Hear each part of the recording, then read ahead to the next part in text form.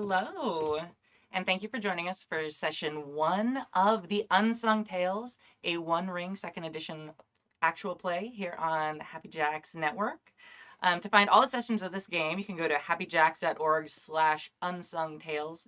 Don't type the Unsung Tales, it's just Unsung Tales. And to find all the shows on the Happy Jacks Network, you can visit happyjacks.org. Last time we did not have a name for this campaign, so we're very excited to have come up with a name as a group since then. I'm Kimi. I'm going to be your Loremaster for this. I'm very excited. It's my first time Loremastering or even playing this system. And so, yeah, join us. Figure it out as we go with us. Tonight, we are using multiple safety tools. So we've done lines and veils together. We also have an X card that's in play. So for our lines and veils tonight, and these are kind of for all of them. We probably won't read this off every time, but as the first session, we feel it's important to do that. Veils will be anything with domestic violence and eye injuries. We're interested maybe in stories about ghosts. And their absolute lines are harm to children. We have, and sexual assault, violence, and torture by the PCs. Oh, I'm sorry. We also have veils on peril to pregnant people and suicide. And then everybody's interested in relationships with PCs and NPCs. Good job, everybody. All right. So thank you all for filling that out. Yeah. All right. And let's go ahead and we'll introduce you just as players right now. So let's start on this side of the table. Hello, I'm Sam, also known as Red Pandroid on the interwebs. And we're not doing character stuff right now, so I'm not going to tell you that part. No. Hi, everybody. I'm Kai. You can find me all over the internet as Estelle of Imladris. And I can't wait to do more introductions soon. Yes, very, very soon. And I am Kadave. You can find me online at CA Sith Lord in various places, gaming or just random social media related. Yeah, I'm excited. Yeah. I wanted to keep rolling. I know. It's like so much. I want to say so much. Unfortunately, Jay is not feeling well tonight, so he's not joining us. He'll be here next week, and we will introduce him and all his Hobbity glory. And all right, so the next thing, we're going to recap some of our world building. If you didn't watch session 0 last time, we did some collective world building with a facilitator called Decima. We're going to go through some of that. Obviously, we're still in Middle Earth. We're still in the Lone Lands, and Eriador. We've been saying it wrong for many years, I've discovered. So I'm saying it. Yeah, close enough? Yeah, okay. I've heard it both ways. Eriador, I think is what it is. Okay. I'll figure it out. I'm sorry. This is the thing when you read things for years and you've never really had to say it out loud and you're like, oh. If you want to actual me, that's fine. I accept in good faith actuals. There's a lot of them with Tolkien. All right. So let's go ahead and talk a little bit about what we created together. So you have created your safe haven, which is a set of ruins. And you named them last time, Kai. Yes. And what did you name them? Anuniel. Anuniel is kind of the Elvish name for them. And the common folk around, that means like humans, hobbits, basically call them the glowing stones.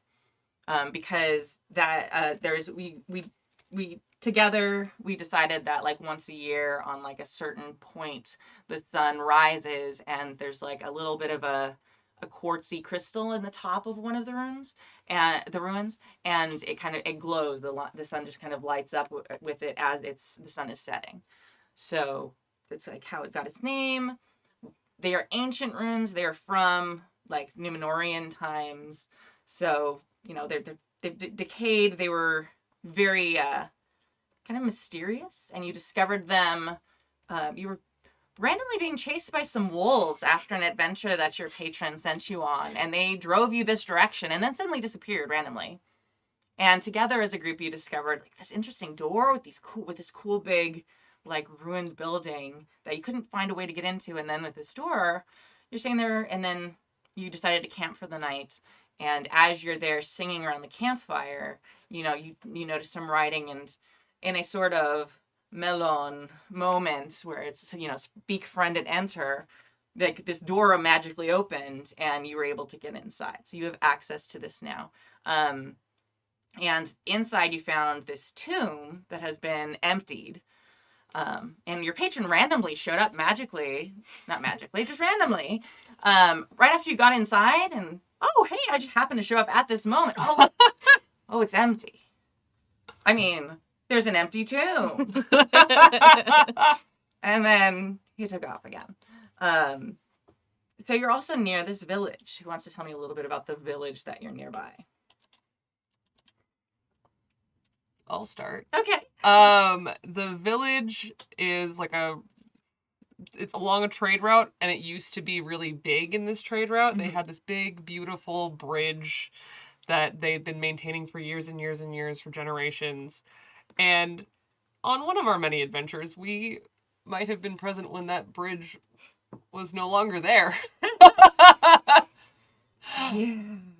So yeah, you were on one of your adventures and you're off doing something, and then you saw like this smoke in the distance. Oh, we better go. That's bad. That's bad. You headed back just in time to see like the rest of the bridge burning. There were some like ruffians who did it, but you weren't able to track them all down. So that's really like hurt the town in the last few years.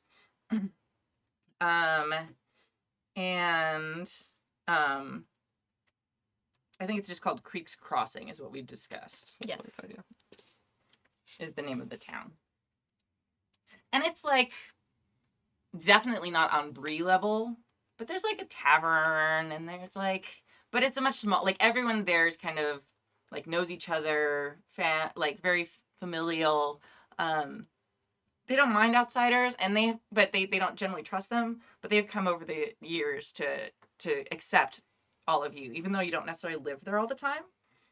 And they know you live kind of off in the hills somewhere, but most of them like aren't super interested or worried about the ruins. Cool. And then yes. Something I don't remember. Okay. If we specified, is it a walled town? Like, does it have a palisade, or is it just kind of a little village? I think that they've built, since the burning of the bridge, they've built kind of a little fence. Okay. But it's definitely, they're not fighters. They're Sure, farmers. Sure. It looks more like something that would like keep cows in than real bad people out. Sure. But if you're riding a horse, like it's a little too high for most horses to jump. So like it would stop some things. So Okay. It's peace times. Why would you need a giant wall? Well, Yeah. I didn't mean like a giant, like, here's a whole edifice, but Yeah. like, sort of a rustic, rural palisade kind of a thing. Yeah, it's not like Bree where you have to get in the gate. And like they've got the little slidey thing. But it's Sure. definitely not on that level yet. And there is like water there though. So water is one of the things that runs through the ruins, and it goes right by the town, which is why there's a bridge there. Which makes sense. Or was. Yeah, that's fine. And okay, I think that is We have to all be the careful vital about information. litter at the ruin. Don't. Yeah. Because it just flows down to the town. They're like, Come You're on. really mad. Where's this coming from? all these Don't rotten worry about apples. it. It's so weird. All right. Very good. Okay. I think that's most of the basic stuff. Other than that, we're in normal Middle Earth. And if you are not a Middle Earth aficionado, let me give you just like a quick, Middle Earth in less than 2 minutes. So basically Middle Earth has all these different species in it. Elves are one of them. Elves are immortal unless they fall upon some misadventure, stabbed or something like that. They literally will live forever. So it's not like they are long-lived as in other fantasy kind of scenarios. They will live forever unless they get stabbed. I hear a large dog who's very sad. Oh no. Bad panda. You want to I'll go? be Yeah. right back. There's dwarves, which are very long-lived, but not immortal. There are let's see, hobbits, which are long-lived as well, not quite as long-lived as dwarves. And then there are humans, which are they're like the strawberries of all the different fruits. They will live for a very brief time and be wonderful in their brief time and then be gone.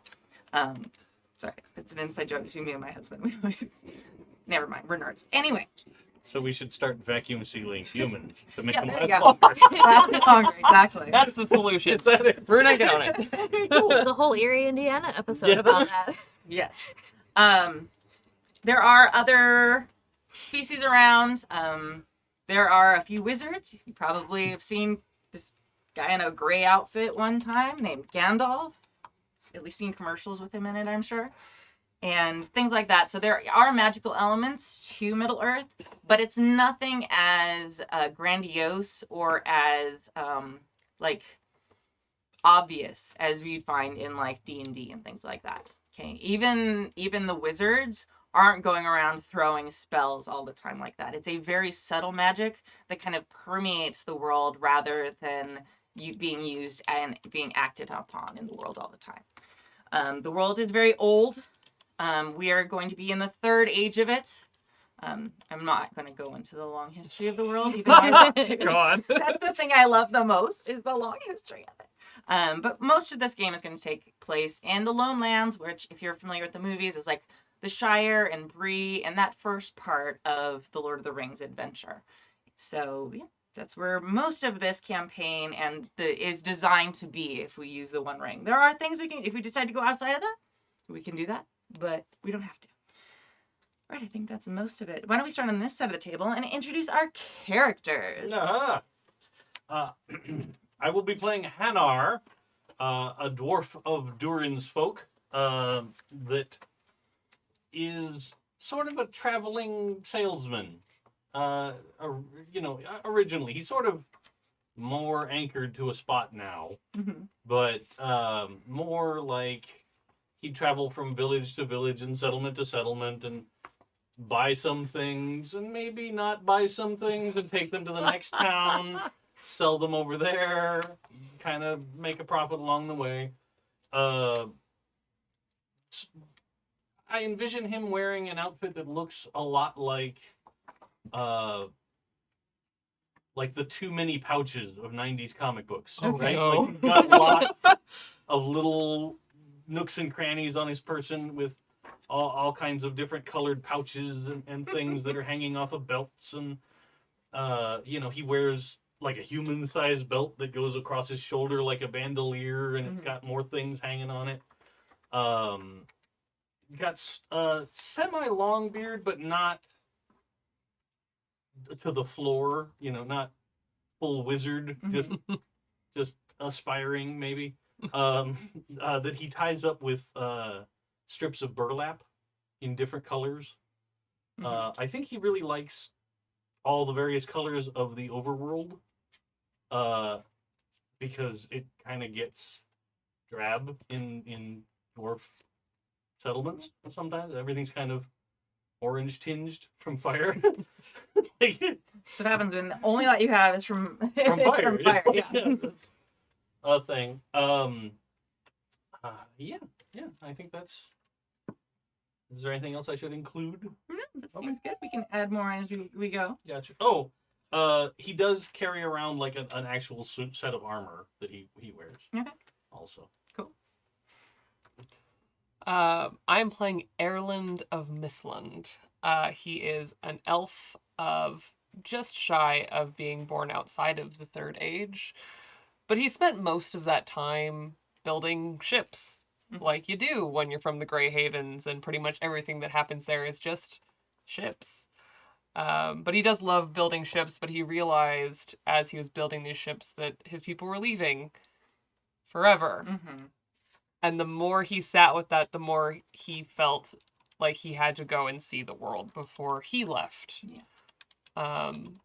And he's just not quite sure he's ready to go yet, even though the age of elves is ending. And it has been said many times over in the world of elves that the age of elves is over. This elf, not sure about that. He is about average height for an elf, which in Middle-earth, he's kind of tall. He's not super tall, but maybe among our delightful band, he's on the taller side. He has fair features, but dark hair, a little bit of, he's kind of a mixing of all of the elven cultures, having lived in a place where elves have come and gone from since forever. Yeah.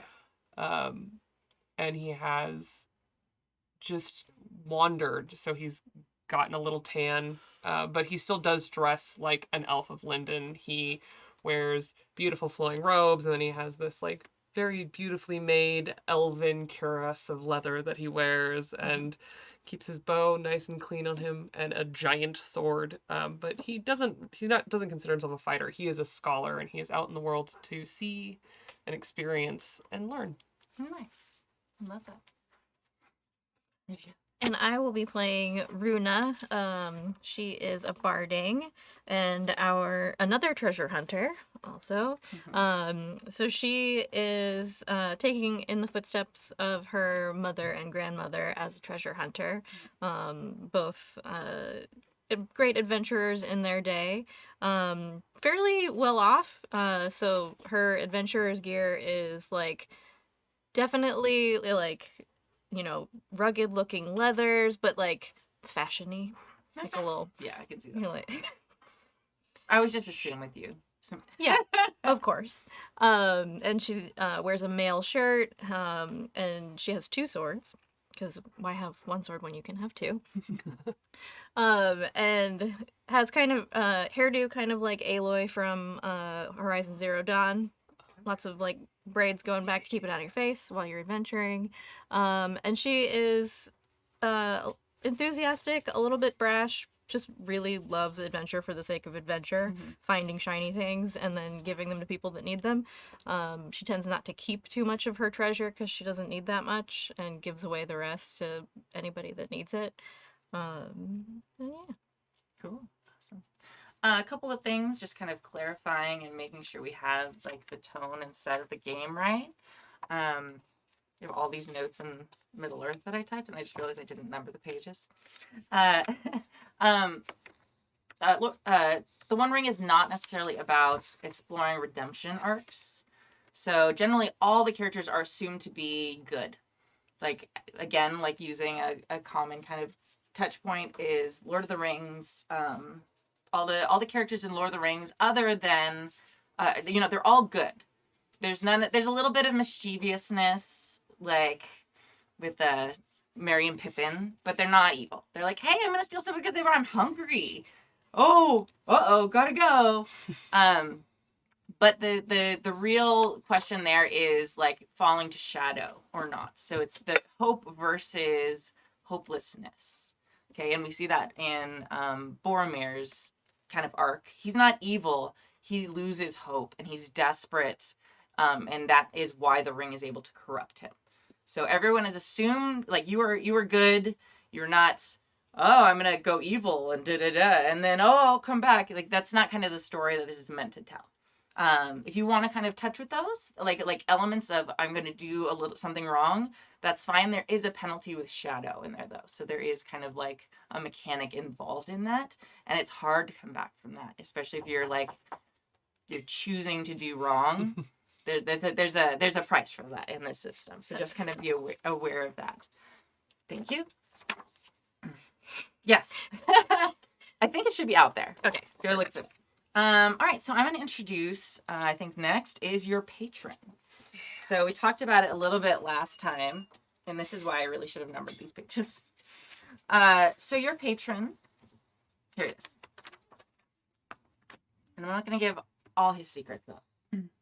But to you and the people in this area, he's called Leorin the Fortune Teller.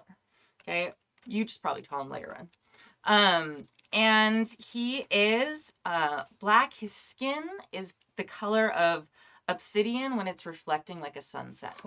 So it's got this, it's very deep and dark, but this very kind of rich glow to it as well. He has a long gray beard and hair, which are braided into intricate locks and very tidy. And when he sits incredibly still and he's focused, it kind of gives the impression of like a volcanic mountain with smoke kind of around the top of it. And he wears traveler's clothing, mostly leather, heavy cloth, and earth tones, except for an old worn bit of very fine cloth that he wears around his waist, kind of like a sash. Not necessarily like almost a belt, but it's not actually holding anything up. And he wears a heavy brown cloak When he pulls it forward, it hides his face almost completely, except for his beard and locks that kind of protrude from the bottom there. His clothing is covered with weird trinkets and mementos that must be from many, many years of traveling. So they're not like talismans or magic. It's literally like he went through this town and he met someone who likes braiding little things. So there's a tiny braid stitched here. Or there's like a coin from somewhere with like a pin through it that's attached here. So it's all like different things. Picture like, you know, you have like the idea of like the big classic suitcase with like stickers on it from all the places that you've been. Like if that was an outfit in Middle Earth, that's kind of what his clothes kind of give you the idea of. It's like a human steamer trunk. Yeah, except but super classy and like Yeah. also functional, but you can look at him and be like, wow, I wonder where that's from. And like a lot of times that's what people do. And it gives the impression of him being worldly and many places. And you get the vibe he's been those places, but it also very much kind of works for his fortune teller aesthetic as well. He carries a deep, polished black wooden staff that is covered with intricate carvings that are kind of organic shapes that sort of like look like a black river flowing. And it's a very deep, dark, almost black wood that's polished.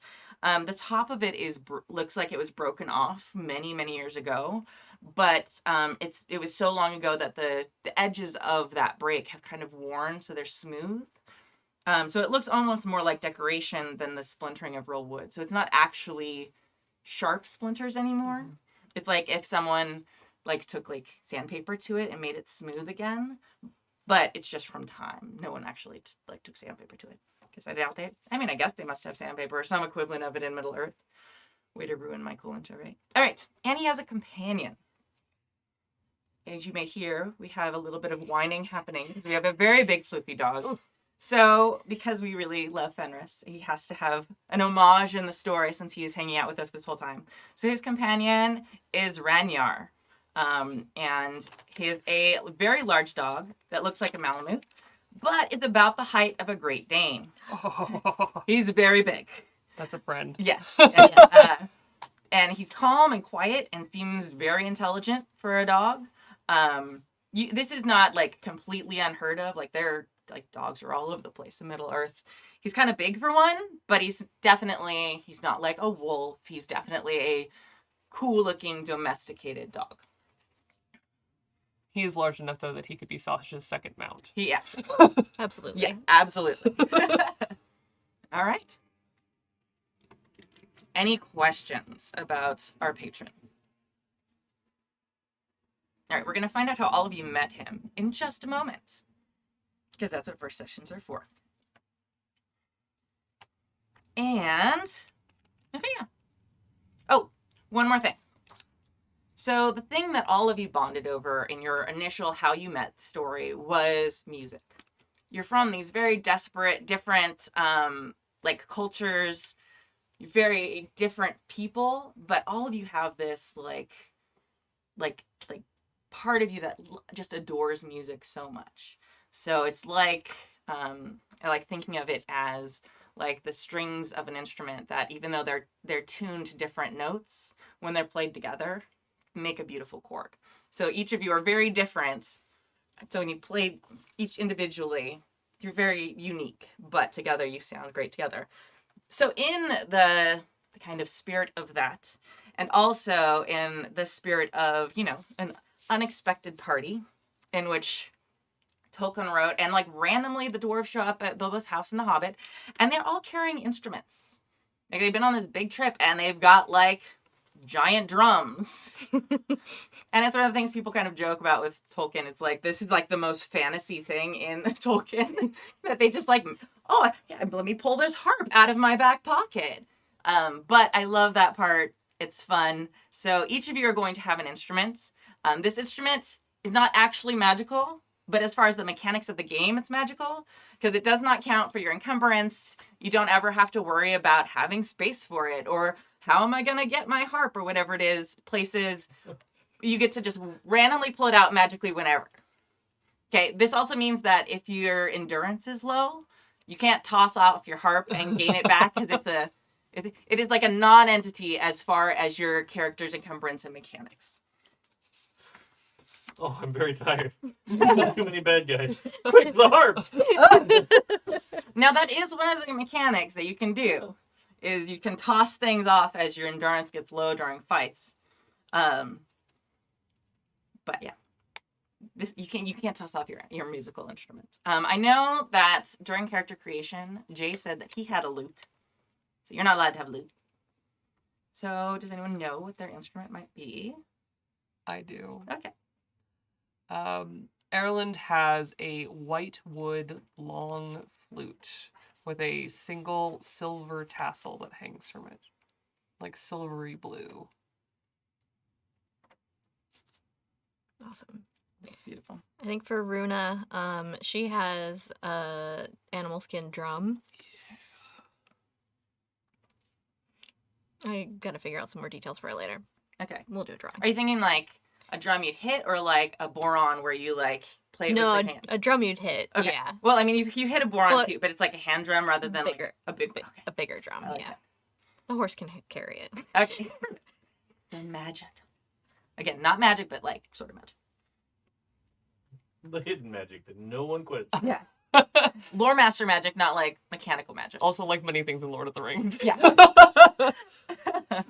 You don't know about it, but it's fine. It just is there. It's Yeah. just The there. Don't thing. worry about it. Dave. I've been torn. Okay, you can think about it for a little bit. No. Like, because I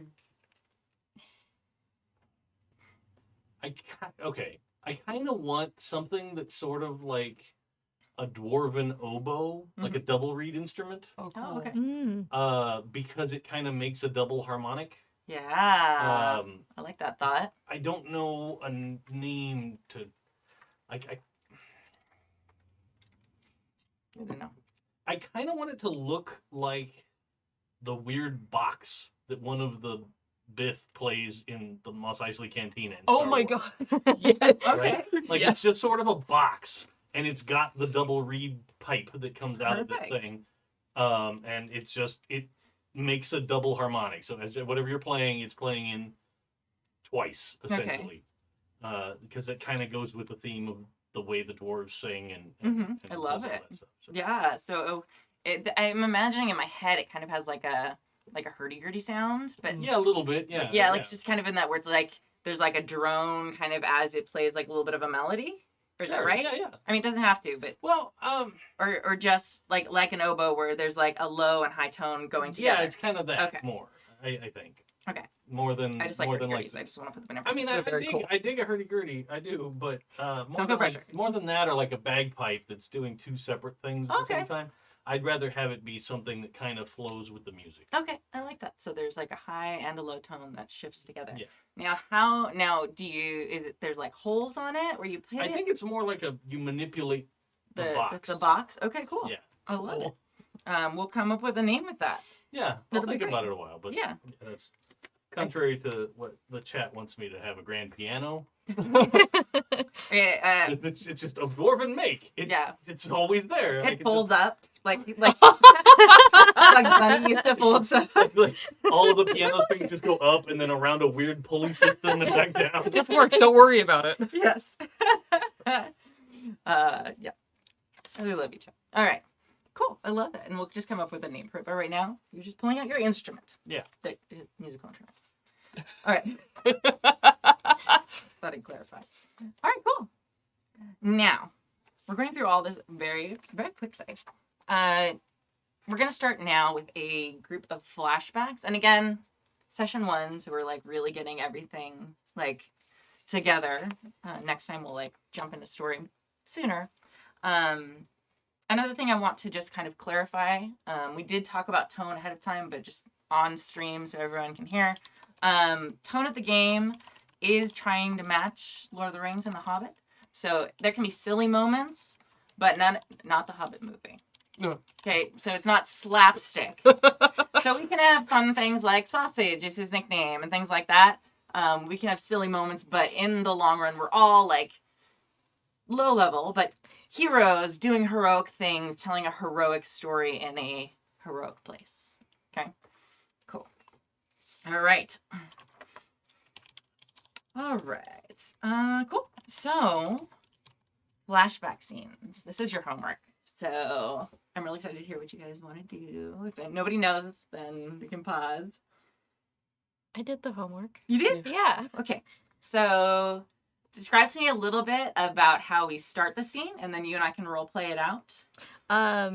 So what I came up with was that Runa is on the path to this cave that's rumored to have a great treasure in it, and comes upon our patron, who is kind of faking being an old man that needs help in order to, like, snag her from where she's going. Okay.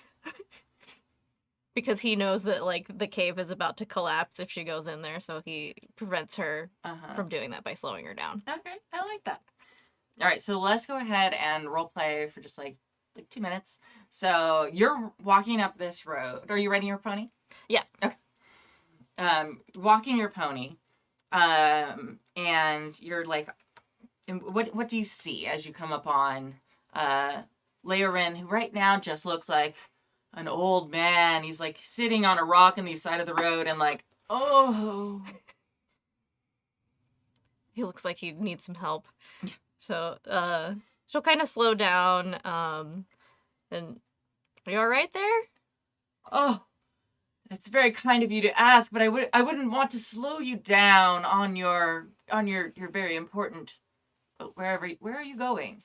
There's a cave just beyond the hill over there. Heading there. Oh, a cave. A cave, you say? Mm-hmm. Do you often go in caves? Frequently, yeah. Sometimes there's shiny stuff in there. Oh, you are a treasure hunter. Yeah. That is. Oh, my leg. That's very brave of you. Sounds really bad. Oh, Would you? Where are you going? Why are you out here? Oh, I was walking down the road and I think I turned my ankle or I fell. Old bones, you know. They're quite frail and brittle. Would you mind taking a look at it for a moment? Yeah, I mean, I guess the cave's not going anywhere. Caves Sure. do not generally go anywhere. Hang He on. kind of like looks up at it for a second and then, yes. So she'll start getting some like supplies off of the pony, Mhm. and bring over like some bandages and stuff, and kind of check out his ankle and see what's going on. Yeah. Do you mind if I take off your boot, see what you got going on here? Oh, yes, please. Yes, that was a very good idea. Okay. The boot just won't come off. This has a lot of buckles. How did you get this on? Oh, well, I mean, I don't walk very much, and so lots of buckles. It's very attractive on the leg. It is a good-looking boot, don't get me wrong, but this takes forever to get off. Yeah, it really does. And even after you get all the buckles done, you're like pulling, and it's just like not. Like maybe his foot is super swollen in the leather. Like maybe that's why it's not coming off. It couldn't possibly be magic. Maybe. I don't want to pull too hard. Like I feel like I'm gonna pull your foot off, yeah, man. well, perhaps if you just. I mean, you're the adventurer here. What should we do? I guess you could ride Amanita and I could take you where you're going. Oh, that would be delightful. Yes. Hello, Amanita. And what is Amanita's like? This is your pony. What is their personality like? A little bit. Let's see. Like funny, I think. It was just like the horse is like a little bit like more fun, I Why think, the than long Runa. Okay, that's the one. That's... All right, As a sorry. horse girl, I know what you mean. Yeah.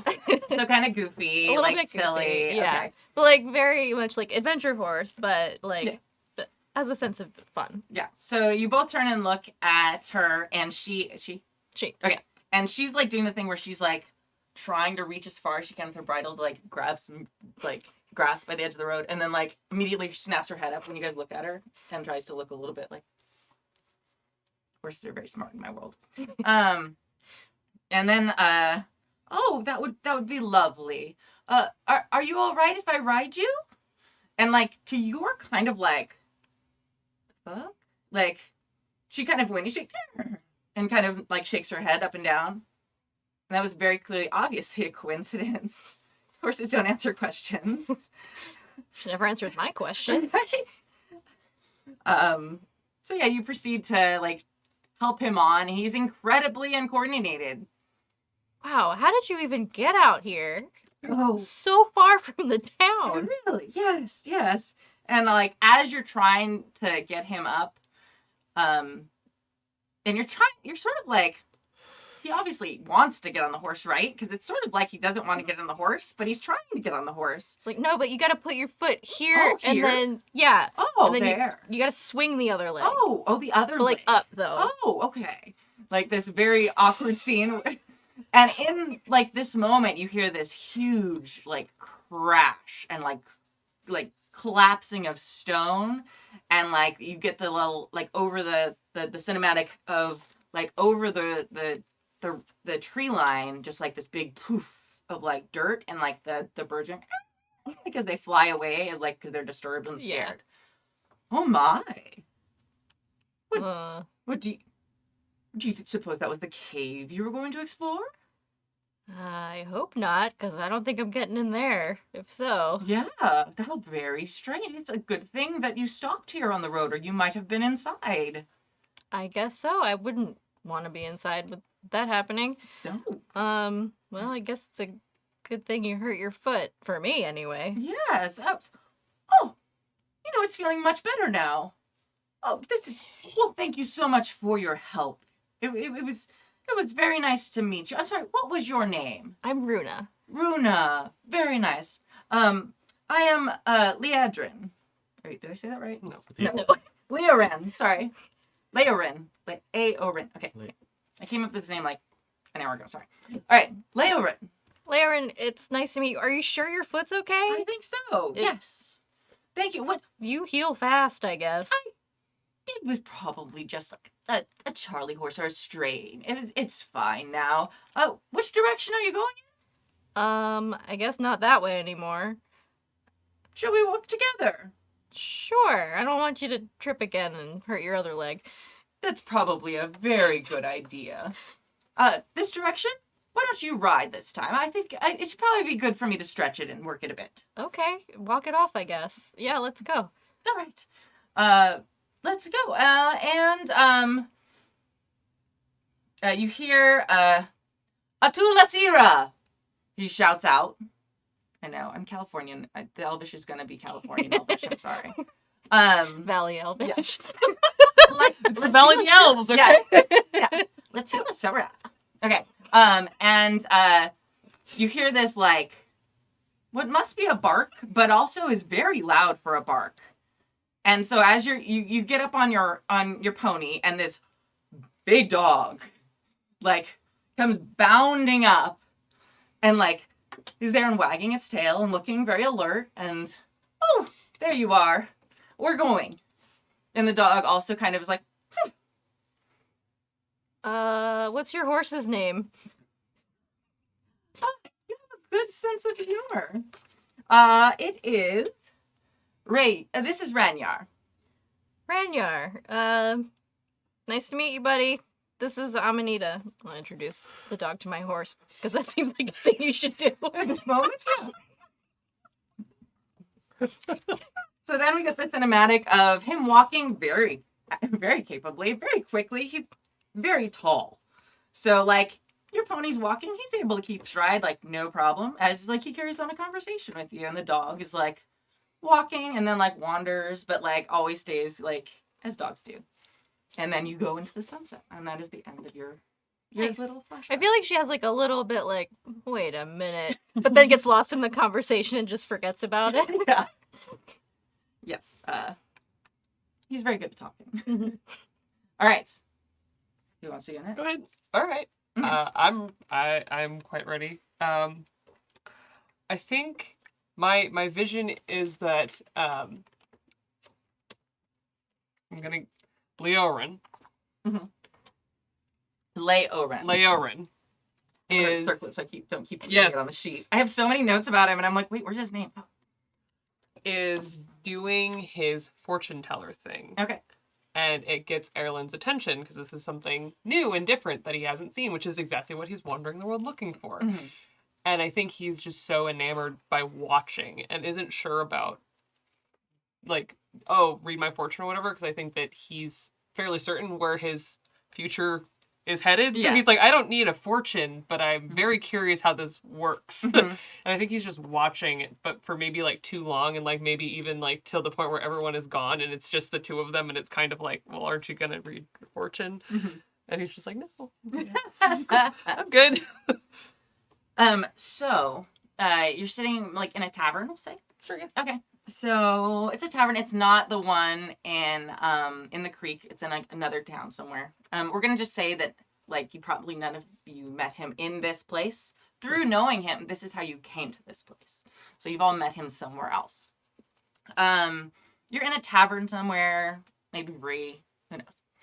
Just don't burn down the prancing pony. We need it later. And so you're in this tavern and bustling, and all these humans everywhere, and a few hobbits, and what first catches your interest with this? What do you see? I think it would depend on how he presents his fortune telling. I think he probably at this point is sitting at a table, probably off to the side somewhere, and you get a vibe that like in this place at least. Like, there's some who are super interested, and some are like, oh, a fortune teller. Oh, no. Yeah, of course. That's some outfit he's got on, you know. I wonder if he can tell me how many, piglets my sow's gonna have next week. Things like that. So they're obviously, like, mocking and unbelieving, but there's obviously people who are very interested. And there's, like, it's not exactly a line, but there's a couple people sitting waiting to see if they can go next. And he sits there, and a small table between him and... There's like a farmer's wife that's sitting there. And he's looking at her, and so he asks her some questions, and then she does like some weird things with her head. She's like, all right, look up very high. He's like, now look very low. She's like, it's just very like not super magical seeming at all. No. And then he like, kind of like, okay, now look to the right. Okay, let me look at your ear. Okay. And like this, and then like, okay, now look into my eyes. And then like, she looks into his eyes, and then for a moment, there's a thing that kind of like, as an elf, like you just feel like like it's just there. Maybe there is magic there. Like, you don't know, you don't see it, but there's just something in you as an elf that is suddenly aware of a thing for just a brief instant of like a moment. And you don't hear what he says to her. And she's like, oh. And then, like, says something back and then leaves. And you notice there's no exchange of money. Like, he's not charging for this. But you do notice that she's left some eggs for him. Oh. So it's kind of, it seems like people can give gifts if they want. They don't have to, but it's sort of like a barter system thing. So that's what you just saw. So how would you approach that situation? I would imagine that if Leorin looked around, I mean, I'm sure he's looking for the next person to come and sit, and there's just this, like, completely fish out of water, very obviously an elf from Lindon just sitting there staring. Yeah. And not, like, politely staring, just, like, fully studying, staring. Yeah. And you... I'm not having you roll these because these are recaps. Like, this is just for role playing. If we were playing this game, I'd have you roll a thing if this was a moment that was actually happening in the game. But as an elf, you are suddenly incredibly aware that even though he has not changed anything, he is 100% aware of your presence. And he's not looking at you, but he knows exactly where you are, and he is he's like tracking you. Like, not tracking you like a hunter, No. but like he is paying attention to where you are despite seeming like nothing has changed. And there's another person who's come and sat there. And this time we'll say it's the blacksmith apprentice has come, and now he's sitting there, and he looks kind of sad and lovesick, and he's like, and he does kind of the same thing. He's like, okay, look up. Okay, look down. All right, let me look at your ear. All right, now let me look in your eyes. And you feel the thing again for a second, but it's like briefer this time. And like at this point, he kind of actually does like shoot a glance at you for a moment. And just goes, Just look straight into my Yeah. drink. and then he continues. And then, like, same sort of thing. Mhm. And, you know, he's given, I don't know, tankard opener that's metal. I don't know. Yeah. I'm trying to think what a blacksmith apprentice would have that your patron would want. And he's like, okay.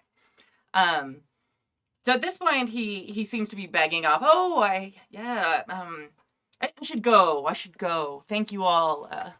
I will be back soon. Yes. And like again, kind of like grabs a glance at you and then goes and gathers the things. As he's gathering his stuff, Aerlind stands up, trying to look subtle. Again, the only all-white clad elf in the room. Yeah. And rushes over. Excuse me. Hello. Would you like your fortune read? And you hear that like a growl, like a deep growl. Like you almost don't hear it as much as you like almost feel it. And you look down and there's like a big dog sitting there. And his head hasn't come up. He's like laying under the table super quietly. Like you didn't even know he was there, even though he's massive. And he's like just kind of growls a little bit at you. No, thank you. I just had a question, not a fortune question, just a question. What is your trade? I'm a fortune teller. And he's like, shh, shh, shh. And the dog kind of like looks at him. I'm like, all right, cool. And like lays back down and like doesn't look at him, but kind of keeps looking up at you. Like it doesn't trust you.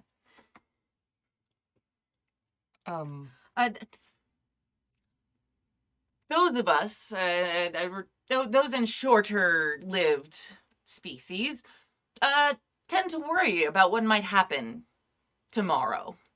So they want some assurance of what happens, and I tell them what will be.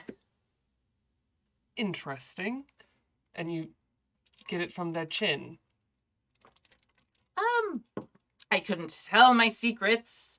And he seems like a little nervous, and he's like packing up his stuff, and he starts to like, you're an elf. I'm sure you know all about the magic. And he's like, Where did you learn this this trade of yours? and he goes, like, not like his head to the side, like, don't make me say it in front of them. Like, hey, and he's getting like less subtle. Like he was kind of hoping you'd walk with him, and now he's like, Yeah. come with me. And he kind of looks at the drink that's probably about half full. Yeah. And just like slams the whole thing back right then and there and sets it down and is like, okay, I guess we're going now. Yes. And he goes, and then like the minute he's like out of the tavern, like he relaxes and he stops like what is obviously like a put on kind of fortune teller vibe.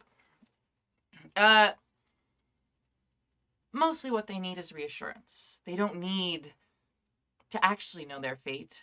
They shouldn't actually know their fate. I mean, they mostly know their fate. Well, they all know that they will die. Yes. But between now and then, they have what they believe is a very long span of time.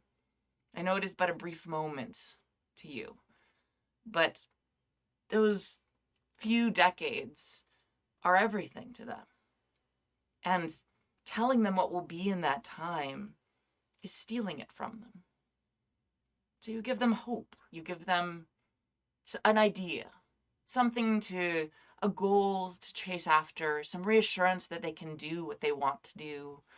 And if you frame that as their fortune, it can send them on a better path sometimes. Fascinating. And sometimes I get eggs from it, and it fills my empty stomach. Hope for eggs. It's a very small price for hope. Especially for some of these people who have so little. Yes, that I have seen. I'm sure. You are from the Grey Havens. Yes. I guess I'm not subtle, am I?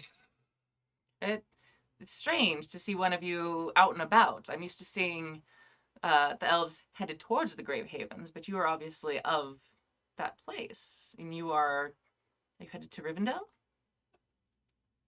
Perhaps circuitously, but walking. Just, A wanderer. I guess if you have to put a name to it. Names are important. It can be. Do you have a destination, or are you just wandering?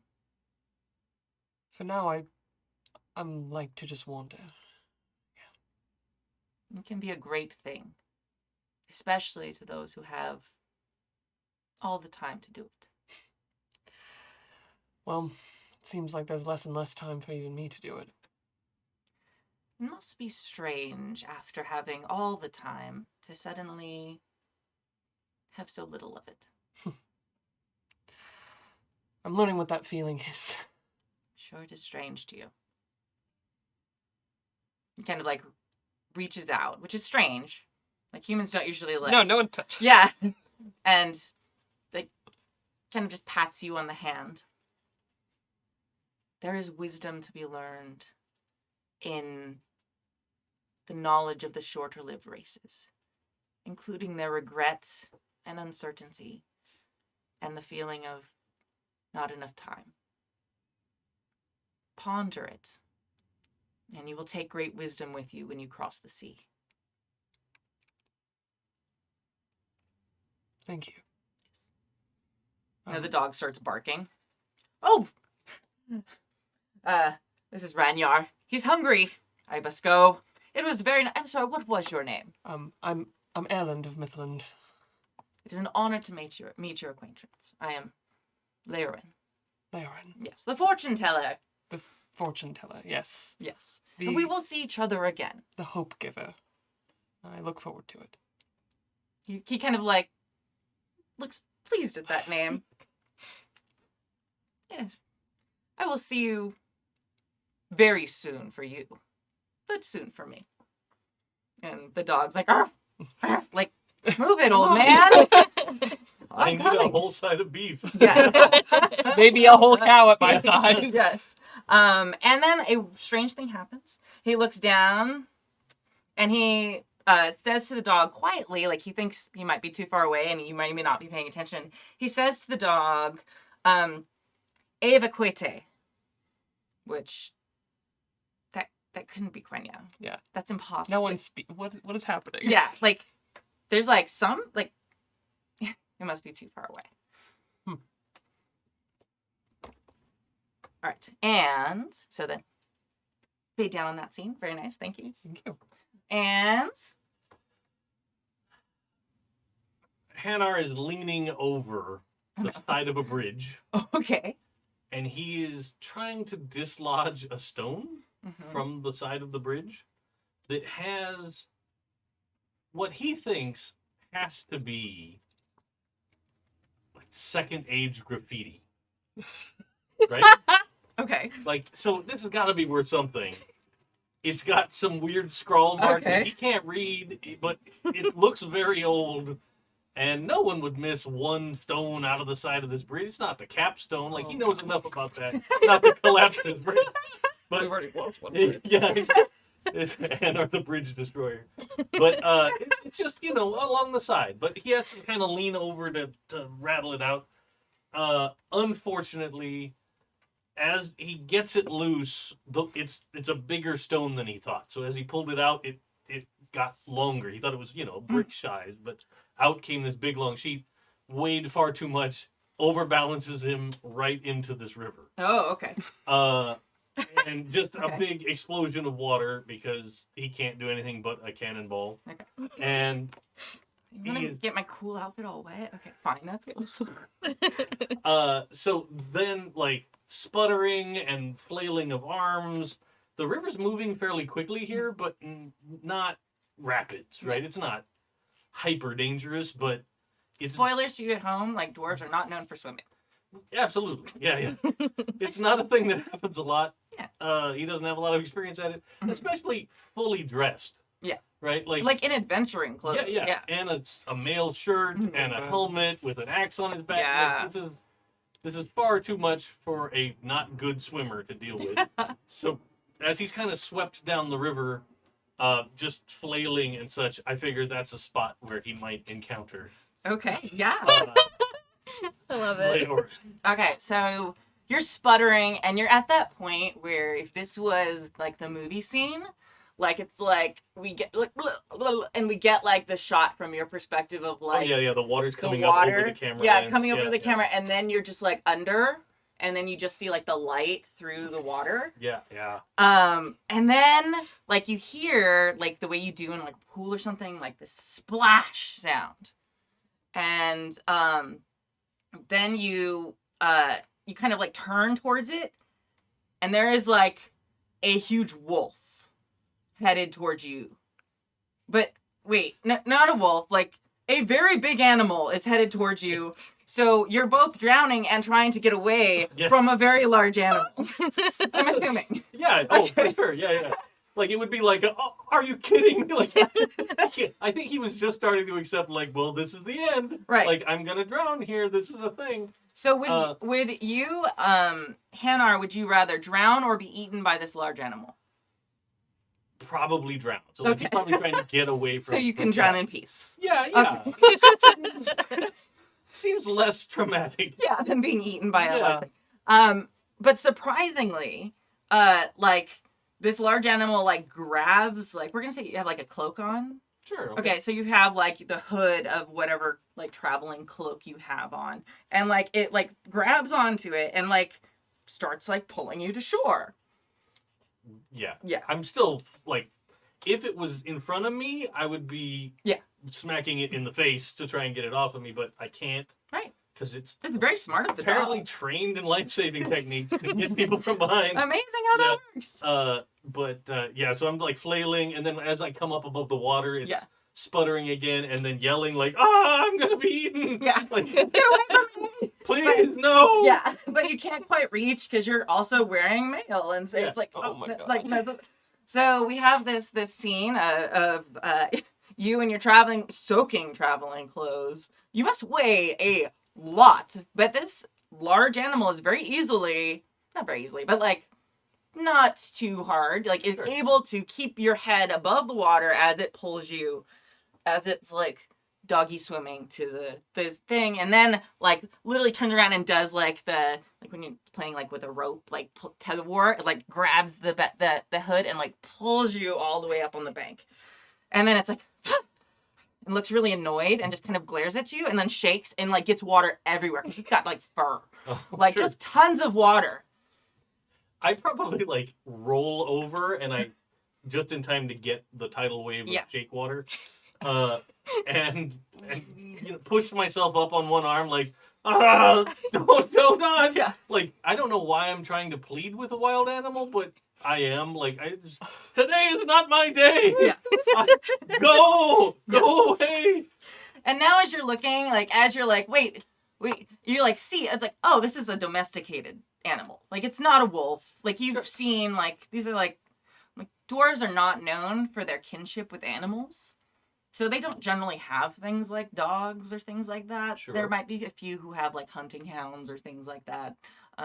But you're like, oh, this is the dog, and it's obviously not going to eat you. It's looking at you very annoyed, and it's kind of, like, licking parts of its fur and like shaking a little bit more. I'd probably like try and give it commands in Dwarven, Mhm. right? Like, because that's the only way I've ever had an animal communicated with. So like, I'm probably saying like, stay calm. You know, like military and police dogs are trained in German. Yes. You know, so it's very much auf, like, yeah. And like I'm just kind of scrambling up the bank. Okay. But not super successfully because it's probably a little muddy. And All the I'm dwarven still phrases very I wrote down, and none of them are stay or stop. Sorry. Can't help you there. But yeah. And he kind of looks at you and like he doesn't not understand. Like you're not sure. He's not listening to you. He's not doing what he's saying, but you get the vibe of like He's like, okay. yeah, like I know what you're saying and I'm not doing that. But then he looks off suddenly and he barks like a couple super loud barks, which are clearly like, hey, come over here. I got him. And then he kind of looks happier. He like, and he drops out his tongue and he's like panting a little bit. Okay, all right. Good. Yeah. Good. Thank you Yes. for your help. Ranyar! Ranyar, what did you find? Where are you? You annoying dog. Oh! Well, hello. Oh, Ranyar, did you get him all wet?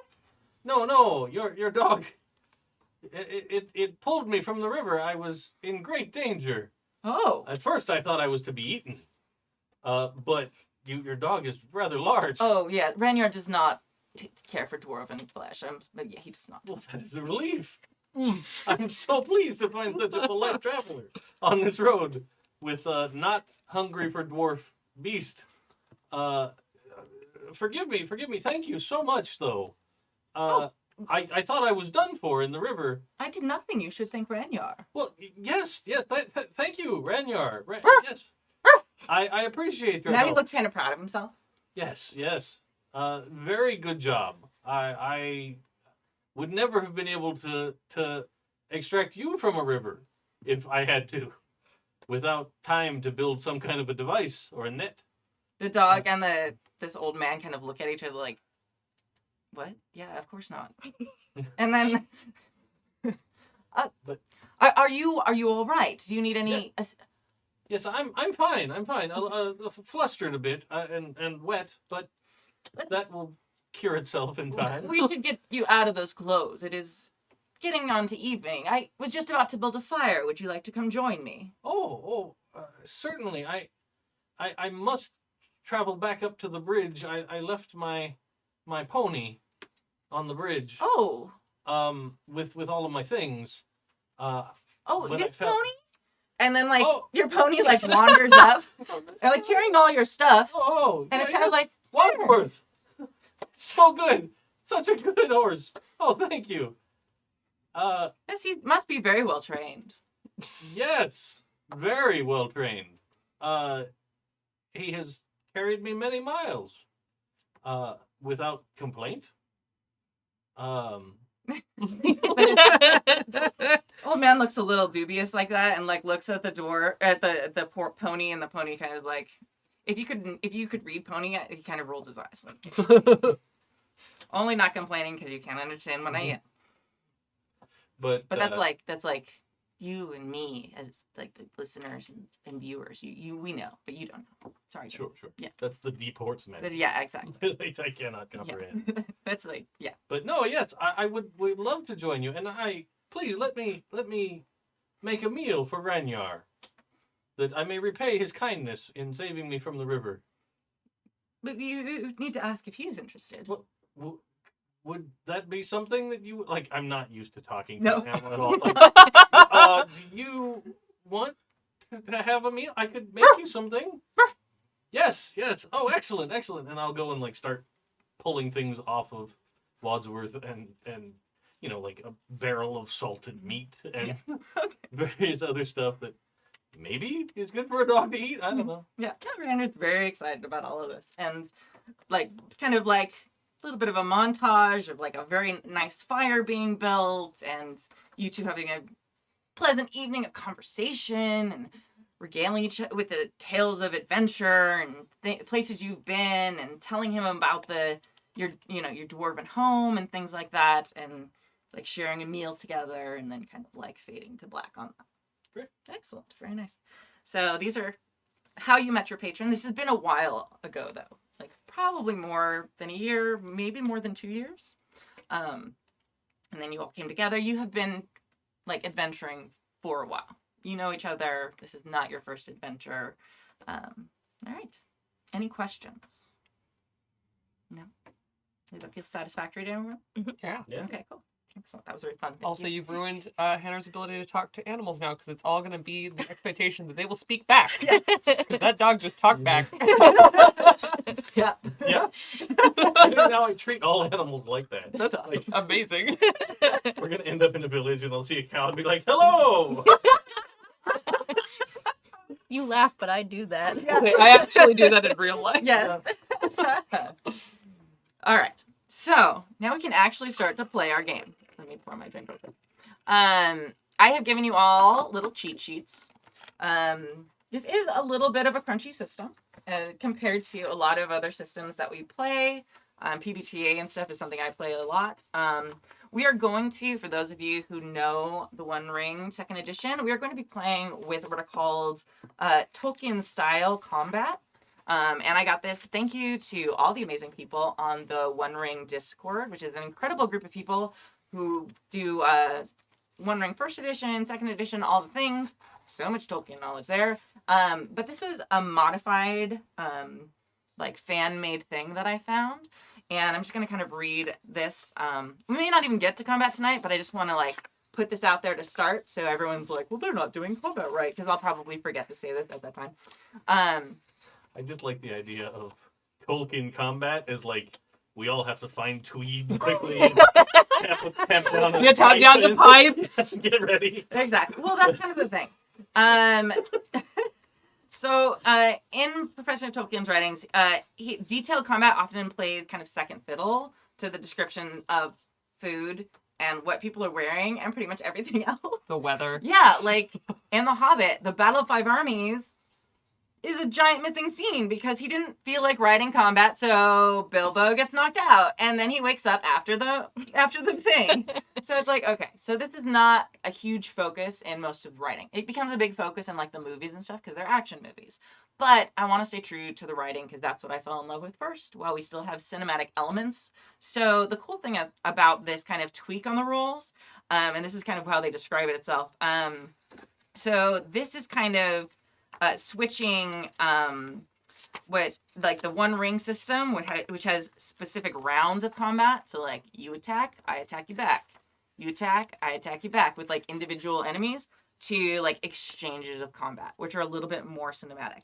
So like instead we'll see grand arc of combats with occasional high points that are described, and that rapidly come to resolution. But they're also brief and unforgiving. So they're deadly. Your character can die in the system. So be thinking about a backup or an heir that's part of the system as well. Is like you can have heirs that you put points into and stuff eventually. Do not be afraid to run away. A lot of times the heroes in Lord of the Rings run away. So It's like the entire plot of The Hobbit. Yeah. So there is not plot armor for your characters in this. All the ponies and the doggies, then everybody has plot armor, but you guys don't. Not people. Rip. Yeah. Enjoy. Your ponies will miss you while they live happily forever. Ponies and that's how- elves. yeah, because that's how my games are. There's just this caravan of adventurers, ponies, and dogs and stuff that all follow Leorin around. Just as we did that. Hi, puppers. I wish I could get you up so everyone can see Handsome your big lad. handsome face. But he's not quite as big as a Great Dane, but almost. Okay. Sorry, that's Fenner showing up. For those of you listening to the podcast, you want to talk to us? Hello. Okay, so when we get to combat, we're going to be using slightly tweaked rules. So the whole point of this is it focuses on transforming the rounds of combat to exchanges of combat with 1 or 2 rolls for the player heroes to resolve a single exchange of combat, and that represents like multiple kind of actions. The actions of the enemies are included in your roll. So a bad roll means they get a shot on you, and a successful roll means you get a shot on them, and a middle roll means something in between. So instead of you rolling and I rolling and you rolling and I rolling, which we might go back to if this is terrible, but I'd prefer kind of a more cinematic approach.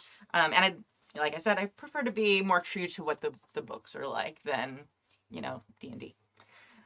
And it does this without changing the underlying rules of the One Ring system, and it allows for much faster resolutions. So it doesn't actually break the rules, it more bends them and treats them like guidelines more than actual rules.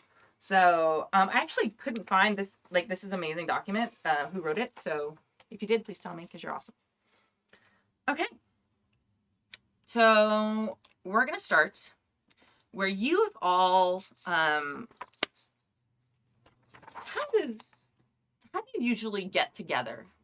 Like, does Leorin send you a message? Do you get in touch with each other when you hear about something interesting happening? A little bit of column A, a little bit of column B. I'm amused by the idea of it being like a bit of a telephone situation. Like, Laren might tell one of us, Oh yeah. but then like we have to go find each other, and we're not always great at it. Okay. That makes sense. Yeah, especially with two of you being treasure hunters and you exploring the world, learning things. So it's like probably Sausage is the one who usually is like the go-to person. Are you all aware that Leorin is usually the one who gets this started? Or like, do you just kind of forget to say that sometimes? I think I'd be pretty focused on that. Okay. Like, I feel like I owe him. So if he calls, I answer. Okay. I think at some point, especially after like the fourth time, Aerlind has kind of just assumed that that's what's going on, even if like it's just Sausage being like, "Hey, you want to grab lunch?" Leorin, did you have this? Okay. Yeah. Okay. Yeah, I think same. Now, something you may or may not have noticed, you have to decide if your character is, like, you are all aware of how Leorin, like, is amazing at talking people into things without really even seeming to. And while you have spent a bunch of time with him over time, you've noticed this. No one else seems even, like, aware of it. So he tends not to spend a lot of time in one place. The people of Creek's Crossing are very aware of him, trust him. The mayor talks to him a lot and like seeks his counsel at times. But outside of Creek's Crossing, like it's strange. Like there's almost no presence. Like even the town that you saw him reading fortunes in that time, it's almost like they like. Oh yeah, like even if you talk to the people again, I don't know if you would have, but if you went and talked to that blacksmith's apprentice, oh yeah, there was a fortune teller. Yeah. He told me some good stuff. Okay. I haven't thought about him. Like, there's almost like an absence. Like, like for someone who's so good at telling fortunes, like he's got zero reputation outside of Creek Crossing where they really trust him. I think Aerlind does not understand that's not normal. Yeah. Makes perfect sense, which is why I was like, you might be the only one. No, I don't think he knows or cares. Okay. Okay. Perfect. So you have, for however this, we'll say that it started with Sausage this time. And we'll say Sausage got in touch with, we'll start with Hannar. Okay. Well, how did you get the message? How did you get that? I think Sausage probably like leaves word at a bunch of the various villages, like because I sort of have a route. Mm-hmm. You know, he leaves little message slips with bartenders as I wander, and then I'll get a message. Sometimes I get old ones that I didn't get before. Be like, oh well, this was dated 8 months ago, but I've seen him since, so I think everything's fine. Yeah. So yeah, I think that's probably the most common way. I probably circle through the Shire now and again. Like make a stop in Hobbiton, and he still has friends there. Yeah. So maybe they also could be involved in the message chain. Okay. The people in Hobbiton have never heard. If you've ever mentioned Leorin there, like, hey, has the fortune teller been here? The fortune teller, no. A big old fortune, no. Never had. Strange. No, he's never been here. So yeah, you get your message, and it's of like, I have news of a very exciting thing that I think you'll be interested in as a treasure hunter. It's just strange that a hobbit is like, I heard this thing, and like, where have you heard that from? Okay, cool. So yeah, as soon as I get a message like that, I probably just hit the road. Okay. Right? Like I'm used to traveling, at least the what is it, the term, the free land, Mm-hmm. right? Like I'm pretty confident. I don't know if we exactly figured out geographically where Creek Crossing is, and and We'll all do that if we need to. We'll do that in a few minutes. Sure. At some point, I have an idea of where I think I want it to be, but I also wanted that to be a kind of a communal choice since we all kind of. And I'd also like when we get to that point on the map for us to kind of mark where we're from, so that way we have that reference point. So we're near your house. They're probably the one who's going to help in this part. So we can do that in a few minutes. But like, unless it's like a big journey, right? Like if it's somewhere sort of nearby, then I'd set out immediately. Okay. But if it's like, oh, hold on, I gotta prepare because this is gonna be, I gotta travel 3 weeks to get that, that kind of a thing. Then I would plan a little more. Okay. Why don't we put a pin in that? And we'll say kind of how this game of telephone worked this time, because I'm assuming that you're gonna get the next person going. Oh yeah. So then we'll go to the map, and then we'll jump into the role play and the gameplay. Sure. Okay. So you've got this message from Sausage. What do you do next? I mean, obviously, besides like setting off on your journey, but who are you going to reach out to? I think it's probably easiest to find Runa because we're in the same line of work. Okay. But I think Hannar strikes me as a very practical person. Okay. So it would Except totally when he's be pulling stones out of bridges underneath him. Well, I'm just kidding. it would have been a great find. He still thinks about like, can I get back there and build some kind of diving helmet and get down there and get the stoneware from the river? Who knows? Did you try and like at some point talk to the dog and be like, could you go get that stone? Could you? No, I like that would hurt because you have to pick it up with teeth, like grinding teeth on stones. That's very like, kind of you. Okay. Yeah. All right. But I think it would really come down to like I would probably usually seek out Runa first, but if I knew where Aerlind was planning to kind of go see, like we probably like when we're together and when we're heading our separate ways again, we probably talk about like, oh, where are you headed this season, or that kind of thing. So if it's more nearby, then you head that way. And one thing about this system is it's not like a D&D campaign where you have a set goal and you're working towards this the whole time. This system is meant to tell a story over many years and even maybe many generations. So at different points in the story, we'll split apart and go back to, we might get a short-term goal and split apart and spend, winter at home and then come back and meet each other again when we hear you. So that's kind of the pace of the story. All right. So which one of those things happens? I think this time it's probably I'll go look for Runa. Okay. Where does he find you, Runa? I think you find me like halfway up a cliff, to be honest with you. Okay. It's probably totally like you're halfway up a cliff and I'm at the bottom going, hey! Yeah. You just start to hear this little tiny voice, She's coming down from wherever she's been most recently. But it's definitely just climbing down a sheer cliff. Like it's a totally normal Tuesday afternoon. So I'll be down here. Mind your footing. She's like, oh hey, I'll be down in a minute. Sure. Maybe 2. Please. A minute seems fast. Totally overestimates her ability all the time. But I feel like she's still like somehow magically, like not magically, but like incredibly pulls it off like most of the time. Most of the time, like 85%. Okay, that's good. That's pretty good. It's pretty good. Yeah. It's a B average. I mean, I guess it only takes that 15% Yeah. to like have catastrophic, awful things happen. Yeah, but... she thinks it's an A+, but it's a B average. Okay, that's good. I love it. Okay. So she probably gets like, as far enough down as she can probably wait and then jumps the rest of the way. Just like superhero lands next to you. It's like, what's up? Well, I got word from Sausage. He found some kind of, or heard about some kind of treasure. Heard. From who? Well, he doesn't, it's Sausage. Yeah. He doesn't leave verbose notes.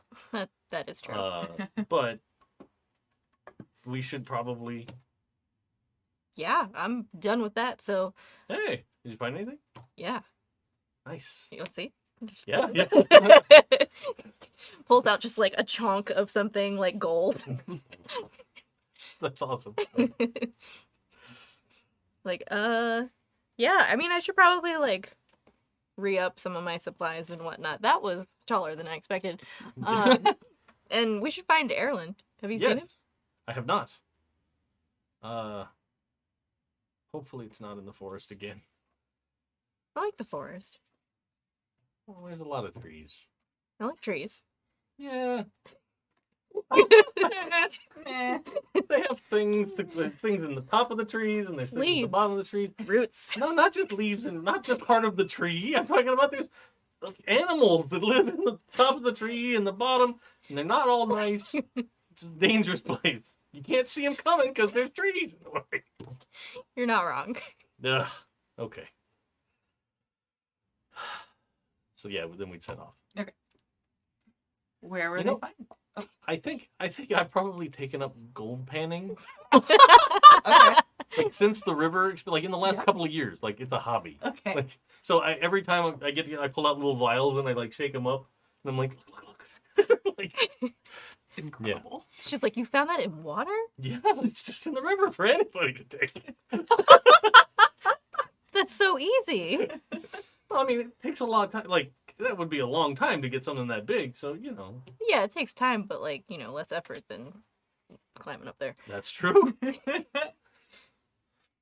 But I feel like every once in a while you find like an old Numenorian coin or like part of sure, something. yeah. Yeah, and those things like, I mean, Oh. yeah. Yeah, like if it were modern day, Hannar would totally be one of those magnet fishermen Nice. that like Oh, goes to yeah, rivers and yeah. just like pulls up like here's a Yeah. bicycle from World War II, and here's obviously a gun that was used in some kind of crime. Here's Jimmy Hoffa's license plate, like all kinds of weird stuff that you find. Nice. Okay. Casual. Love it. All right. So, where did they find you, Aerlind? I think Aerlind's usually, when they go their separate ways, he'll usually mention, oh, I'm going to go explore, ruins in this area, in whatever region he's kind of puttering along. And I think most recently he's like, I will be exploring the forest of Dunland. Yeah. And going and seeing what's there, that the ruins, I haven't gone that far south before. Mhm. Let's go see what's happening in Dunland, which Okay. is just forest now. All right, awesome. Now there is a journey mechanic in this game. We will be using that for our communal journeys. So during this like montage scene as we get together, we're not going to use the journey rolls, but we'll probably use them at some point. I mean, maybe not tonight, but soon. If not tonight, next time, because I'm very excited about using them. Just FYI. But right now, this is more like we're gathering together. All right. So, Aerlind's in these ruins. Nah. I probably just show up and go, Aerlind! He's probably relatively easy to find in reality because he like sets a camp and goes back to that camp every day for like weeks. Going in and out of the ruins, or like the area of the forest that he's exploring. So it's probably not super hard. Like you go off the road and you go like 20 feet in towards what looks like there might be treasure, and he's probably got a tent nearby. Okay. Now, are you actually looking for treasure? Or are you taking notes on things? Like, what are you doing? I would imagine in a place like Dunland, he's probably walking around and like looking at what rocks are really rocks and what rocks were buildings, and kind of studying how the land has progressed and what remains of society that he can find and all of that stuff. Okay. But never taking, more just like drawing and doing, pencils, sketchings on things. Nice. And Okay. just kind of looking. So there's literally just an elf wandering around the woods by himself. Awesome. Now, do you carry like a satchel of all your like? I feel like you probably have like books. Yes. I picture when he's normally not like long distance traveling, he just carries his bow and his sword, and then he has like the old book, like just a strap around a bunch of books, and then on it has like a little quiver of just like a little inkwell and a quill, and then like some charcoal and that kind of stuff, all kind of in this thing on the strap. He just kind of carries that around, and then he goes back to his camp at the end of the day, and there's food and everything.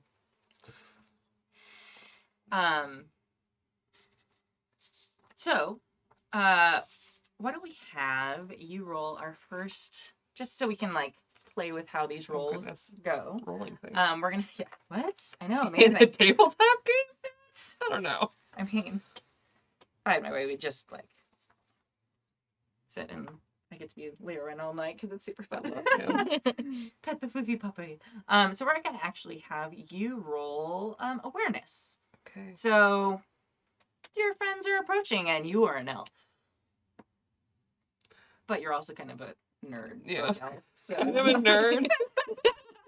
They're used to very quiet libraries, so it seems very loud out here.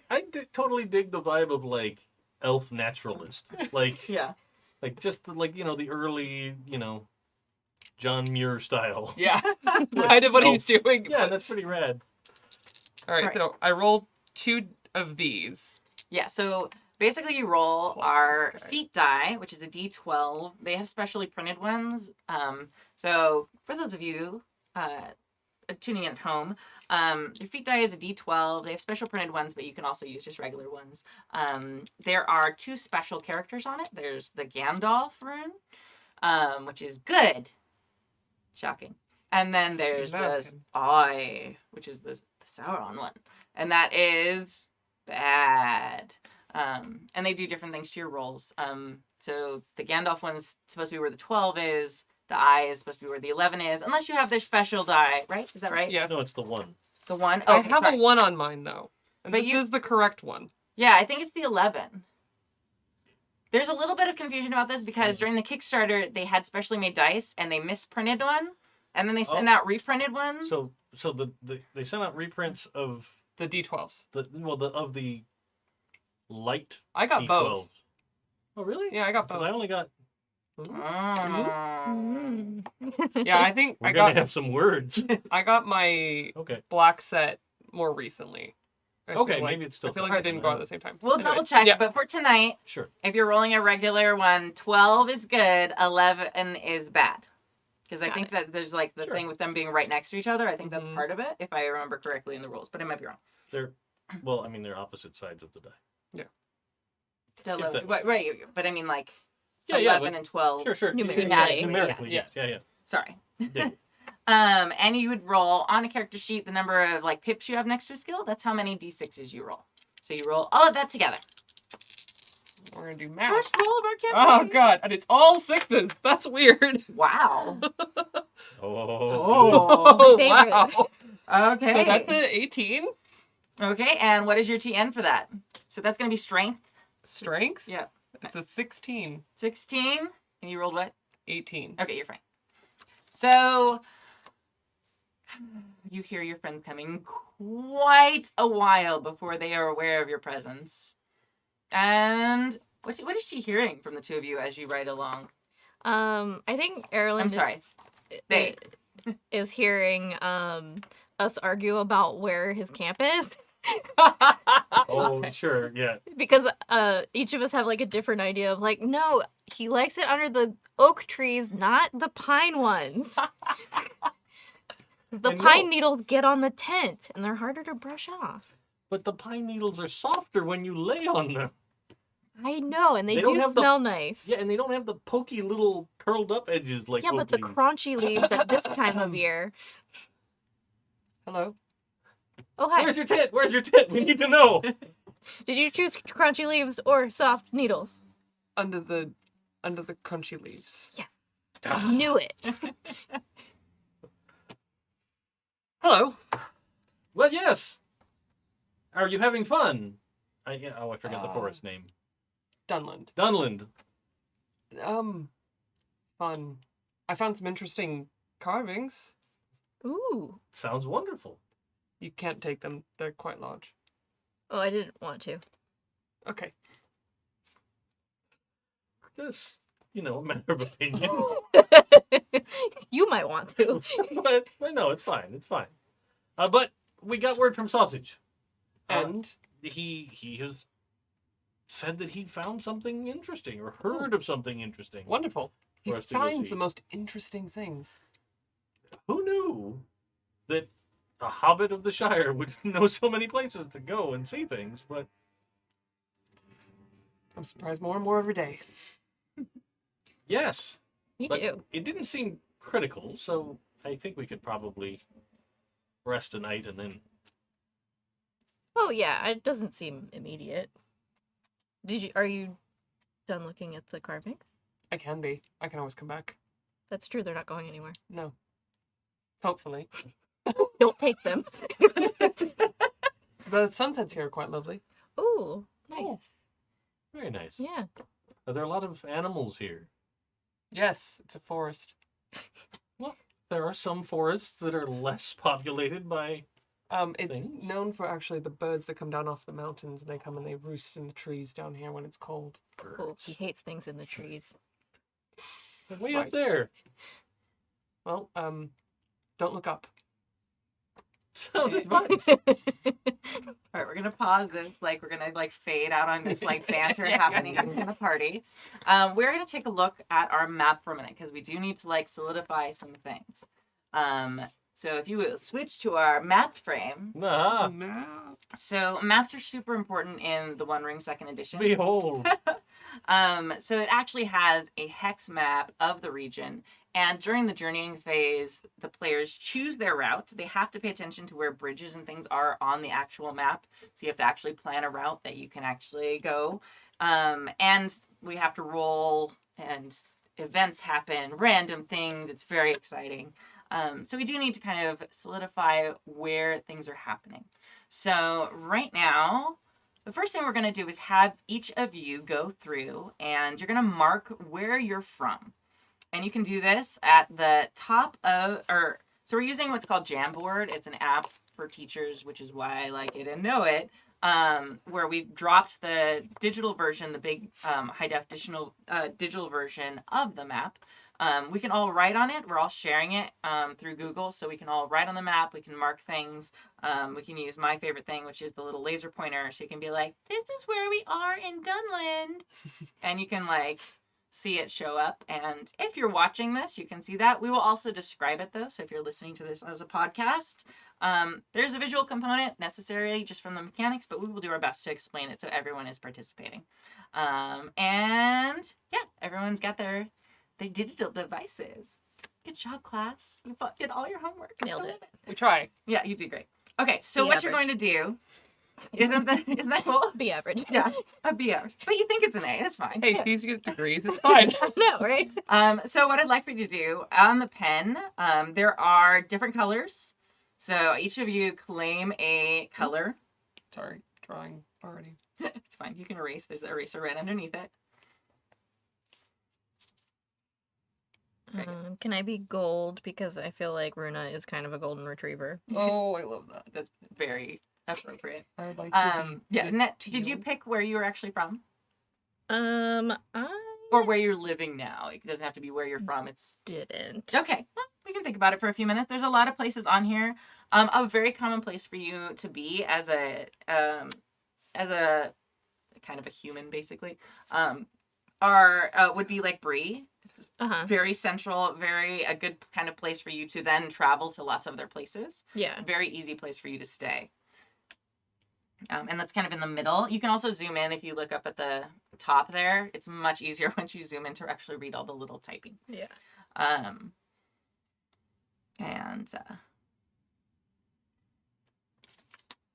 Aerlind, you already know where you're from. Yes. Do you know where you're from, Dave? Up at the top, near the Blue Mountains, it's the top to the left. There Yeah. are lots of dwarven settlements up there in that area. But you can also be Yeah. from somewhere else, and No, I think that's where he's from. okay. Let's see. What am I gonna pick? I guess I'll So, take For red. those of you tuning in at home, up here, there's like the halls of the dwarves, things like that. This area here, the Grey Havens, is kind of a elven stronghold, kind of one of the most known and most populated, and especially by outsiders, one of the few places of elves that outsiders are keenly aware of, even if they haven't personally experienced it. Another bit of Tolkien lore for those of you. The elves, because they live forever, are leaving Middle-earth. Their time is done. They've been called back by the Valar, which are their gods, to go to, which is kind of their equivalent of the Garden of Eden / Heaven, which is an island called Valinor. It has been removed from Earth, so not anyone can go there, but the dwarves and the special chosen are able to get in these beautiful ships that are in the Grey Havens, which are there in this area right here.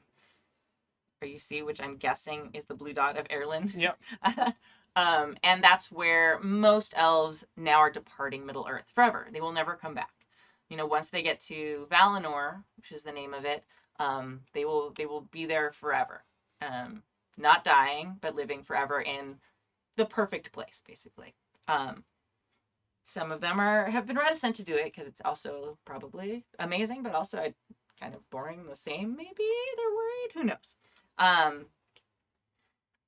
So that is why it's a very important point in Middle-earth lore. So a lot of elves would be traveling through this area, probably not interacting very much with the people of this area as they headed to the Grey Havens to board these ships to sail off and never return.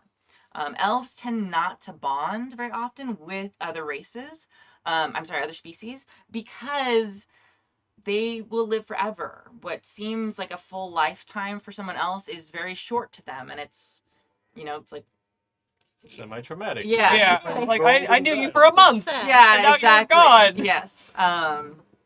This is one of the things I do like about. There's a part in Rings of Power where an elf is speaking to a dwarf, good friend of theirs. And the dwarf is very angry because the elf has been gone for a long time. And the elf is like, well, haven't been gone very long. And the dwarf is like, it's been years. Like a decade, over a decade. And he's like, well, it's not that That's long. not that long, And it's bud. like a point of contention. And the elf is almost not able to comprehend how that is a big chunk of another species' life. So this is why they often seem aloof. Not necessarily because they really think they're better, but because they're kind of apart because they know they're apart, and they have trouble comprehending age and decay and things like that. Makes sense. So I picked a spot up there, thinking maybe there's a small surface dwarven village. Okay. That's along the river there that can be used for trade. Perfect. Okay. Shipping stuff in and out. Okay. And we know that that sausage is from the Shire. Mhm. So let's see. We've got gold. Yeah, I Blue went with and Bree red. because that seems easy. Yeah. So we're gonna pick green. Well, green. It's the thing is green. So I guess that's the only real color left. Okay. So I'm gonna pick green for where you can't see that at all. Okay. Undo that. Okay. I'm gonna pick black. It's gonna be the color for sausage, even though that doesn't seem to make a lot of sense, just because it will show up on the map. So this is the Shire. It's probably too big. 1 second. You can tell I tell people to use this tool a lot, and I don't actually use it very often. Okay, class. This is what we're doing. Okay. What did you guys draw with? Just The pen. a little pen. Oh, Looked like you had the highlighter out. okay. Yeah, I'm like, here we go. Okay, so I'm gonna draw the pen. So I'm gonna put a little dot here. So this is going to be where sausage is from. So what I was thinking for Creek's Crossing would be this little area in here. There's like, or maybe like along here. somewhere. Oh, okay. Okay. So it's kind of central. I don't want to put it, the red area or the kind of orangish areas are kind of danger areas. I don't really want it to be there. But again, it's kind of out of the way. So somewhere in this general area is kind of what I was thinking.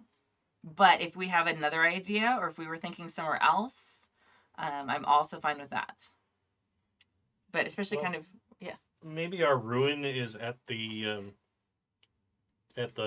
actual like crossroads of the river right there. Yeah. Yeah. Yeah, I like that. Yeah, that's kind of what I was thinking too when I saw it, because we even like Yeah. described how it was kind of like at the where a split off where the Yeah. river went into two Mhm. places. I also love the idea that the mountains are right there too, so that like you don't get the effect until a very specific point in time, and then it's gone because there are mountains. Because the whole thing is like the sun Oh, is yeah. setting, and you get this beautiful bright light in the crystal, and then bam, gone. Right. It's also very conveniently for canon purposes, not like a Nowhere very near well, anything. not really things that are happening there. So we can drop a fake town in there and not like disrupt the timeline of Middle Earth, which is not the number one priority, but it's nice if we can like do both. Yeah. All right, so I'm going to put a thing there. Let's see.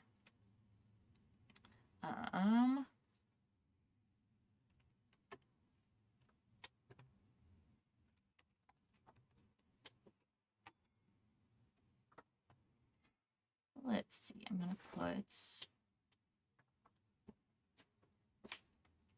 Okay, problem.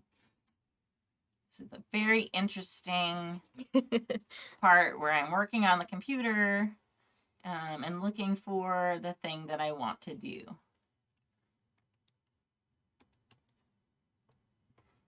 Okay, so I'm going to put it there because I want it to be different than the rest of it. Here we go. Oh god. Okay, it's gonna be... All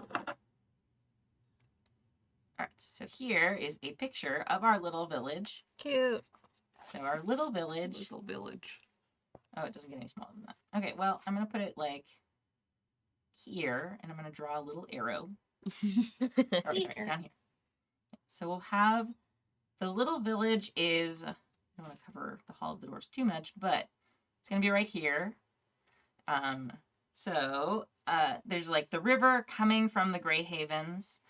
The cool thing about this is also because most of the elves would not be going by this place because most of the routes are through Rivendell, which is way off to the east, and then they'd be following through Bree and then heading that way. So this is an out-of-the-way place, which is fantastic for us.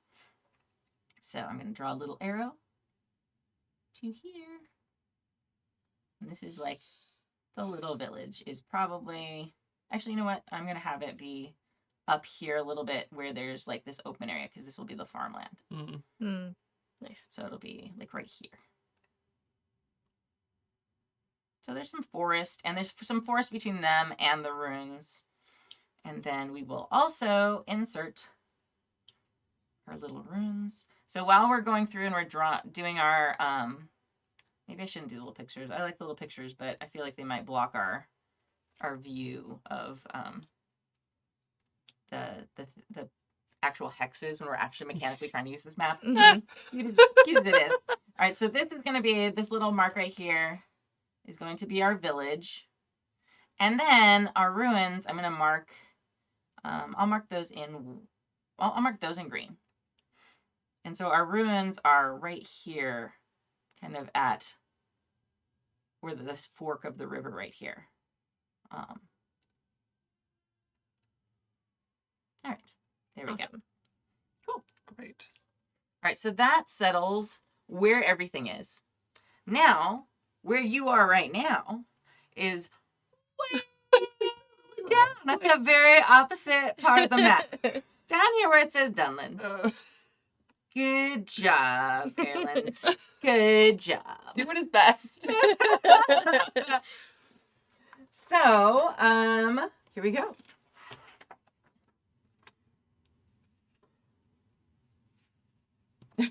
Okay. So supposedly the max journey length is 20 hexes. We'll see how that goes right now. Oop. It's going to be a lot of journeying for you. So yeah, so we are down here. We'll say you're at like the edge. Yeah, that was kind of my vision because I know that Dunland can get kind of dangerous as well. So. And then there's the road right here. So maybe, are you kind of near the road? Yeah. Where would you like to be? You can zoom in, and then if you want to kind of put a temporary marker. Oh, hey. Okay, wait, here. I've got a better idea. Okay. So. Oh, I can draw a shape. Yeah, we can do shapes. We can draw shapes. Oh, I knew that. Okay. What a But shape. we can also, I think we can choose colors for them. Yeah. If you choose this color at the top. So I'm going to put a little triangle where our ruins are. Oh, God, that's a very big triangle. oh, You know, can we make it little? a big boy. Little triangle, little. Oh, no, they're pretty big triangles. Okay. Here's us in real time figuring out how to use this. Anyway, just draw out with a little thing. We don't have to do the little shapes. Nice. Arrow. Perfect. Good job. There. We are right there. You are here. Where the arrow is. Very nice. I'm gonna make it go away because it's Yes. real big. No. So, and yeah, that is part of the system is like, there's going to be a lot of travel to prepare for this adventure. Like that is part of Tolkien's like stories is, okay, they're going to, this place. It might take them a year to get there. Yeah, it's Yeah. like way over there. Yeah. It's very realistic travel time. Unlike, doodle-doo, doodle-doo, okay, we're there. So that is part of one of the things that the system really leans into. Cool. All right, so we are right there. So why don't you Mark it for start... Wait, did you delete the little arrow? I deleted the arrow, but I remember where it was. Okay, It's put right it back. here. It's a good thing. And you can grab it and move it. And, that'll be Okay, where we that's are fair. at any point. Oh, yeah. That's brilliant. Like, you were It's a big boy. brilliance. Oh yes, my brilliance. So, yeah, point at the hex where you are. There you The go. point of the arrow is where we are. Where you are. Perfect. All right. So now, as a group, you need to decide your the route that you take. So a max journey is 20 hexes, and then we'll have to do it again. There's only one destination allowed, which is not a problem because we're all just going to one place.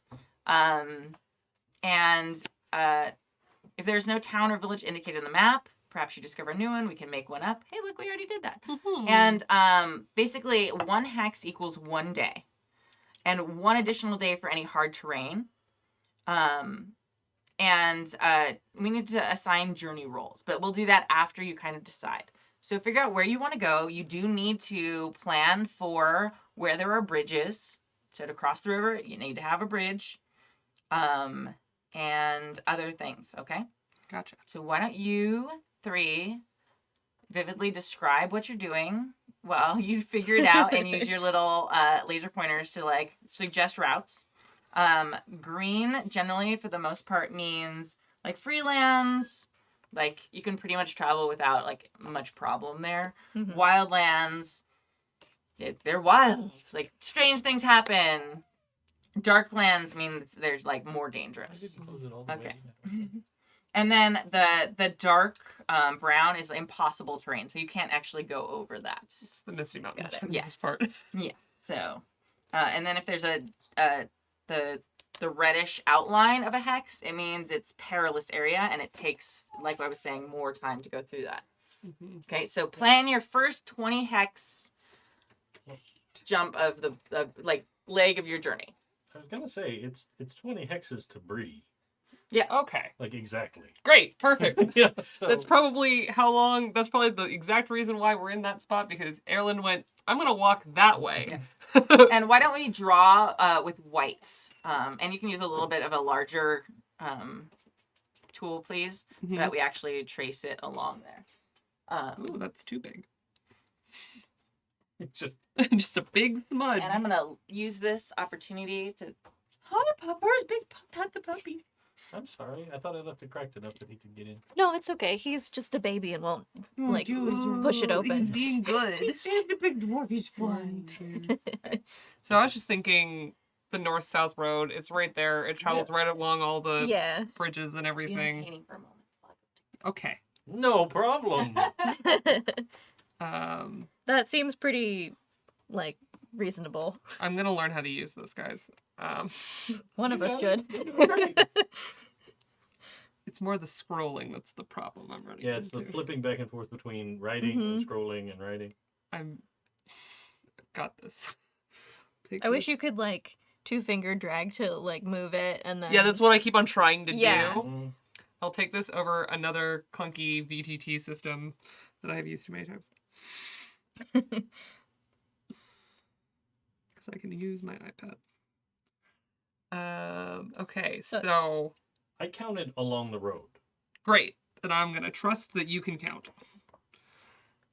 We are avoiding then the barrow downs and all that stuff. Which I thought was a good idea. Yes, that seems Yeah. wise. Especially as this is leg 1 of the trip. Yeah. Not like, oh, cool, here's our destination. It's desperate we get there right now. Okay. I feel like I'm losing my mind. There we go.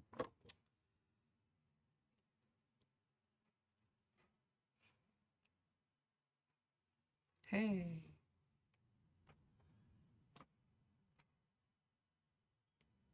This really points out to me how close the barrow downs are to Bree, and that's really actually terrifying. It's real close. I would build a giant wall as well.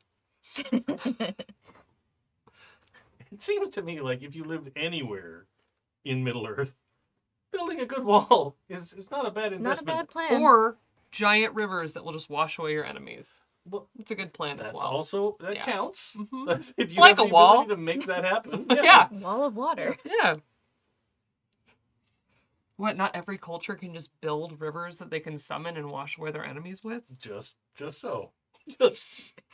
Seems so convenient. Yeah. Yeah, there's not a lot of tall walled cities in this region, actually. Now that you're pointing this out, I'm a little worried. Yeah. Seems like a business opportunity. Building walls. Yeah. I'll leave that to the two of you. That's our retirement adventure.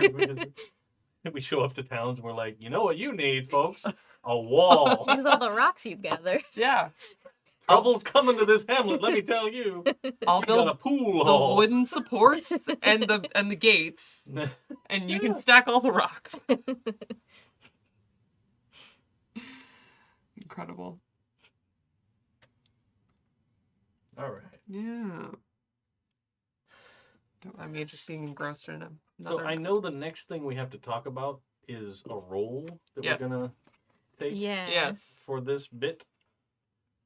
So each one sort of has a special event, and you can look at your skills and see what's good. What you're Yeah, what am I aligned good with. at? I forgot. Who am I? What's going on? What am I doing here? Who are you people? There Why we are go. you not in little tiny Zoom windows? I know, so weird. Okay, the whole time. Okay. Oh, I like how you did a little dotted line. Because I've been here the whole time. Yeah. Very nice. You watched me struggle all the way I- through it. I put in my earbud to keep listening as I went. Because I was like, I don't want to miss what's happening. Right. All right. Awesome. So the next phase is each of you have a cool little card in front of you. These are something that came with the beginner's kit, right? Mhm. Yeah. I was just making sure these weren't like a Kickstarter like unique thing, but no, they came in the starter kit. One side has the different stances you can take for combat. The other side has the different roles you can choose for your journey. So we only have 3 of you tonight, so we definitely need a guide. That is an incredibly important one. There's a lookout and a scout. I'm going to say the hunter is the one where you can probably skip for the evening. We'll just say you have what you need. So why don't you look at those? If you want, this is the back page, I believe, of your cheat sheets that I have. Mm-hmm. Mhm. So the guide is in charge of all the decisions concerning the route, rest, and supplies. Okay, this is like in-game in charge. I want you to agree as a group out of character on the actual route, but the guide technically is the one who's like, let's go on this side of the big rock instead of that side of the big rock because it looks more stable, etc. Hunter is in charge of finding food in the wild. Again, like I feel like right now that's the one to drop if we need it. Lookout is in charge of keeping watch, and the scout is in charge of setting up camp, opening new trails, etc. I guess scout could also be a thing that we definitely need a lookout and we definitely need a guide. So, does anyone have something that they feel like they'd be especially good at? The guide is going to roll travel. The hunter is going to roll hunting if so we choose to have that. The lookout is going to be rolling awareness, and the scout will be rolling explore. I'm definitely more guide or scout. Okay. I'm definitely more guide or lookout. And I'm definitely... Your best bet is lookout. I could be a guide. Okay. Okay, so maybe... Why don't we have an in-character discussion about I this? love this.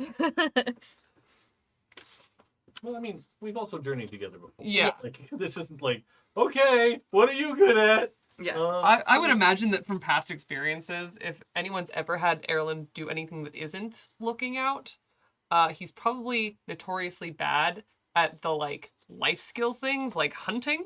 He should never be... He's got a big bow. He's quite capable with it. He's not a good hunter. Mhm. He's from a civilized area where they bring you food.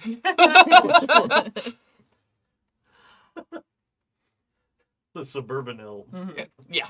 Yeah, I love it. Mm. I feel like Runa probably takes guide as much as possible because she's like, I know where we should go. Let's go that way. With just like complete overconfidence. I would totally, literally, I'm balanced between the two things. Okay. So, scout is great. I'm happy to keep a lookout, and I'm probably good at setting up camp, right? Like, trying to find little spots that are in a, you know, a depression so that our fire can't be seen from a distance and stuff like that. Mhm. Knowing the land as we go. So, Nice. that's definitely a thing. Yeah. I am also not a hunter. Nope. Hunting is probably the thing I'm best at out of all four of them. But Okay. And we don't need that one. That's cool. I make sure to pack lots of stuff. That's why I have a pony. All right.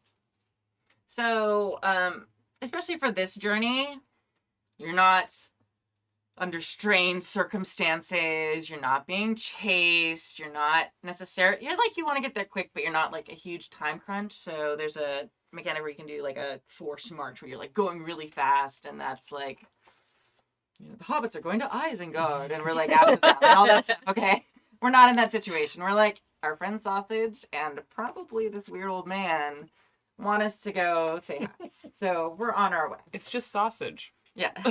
What other person? Yeah. He's gonna be there when we get there. We know that.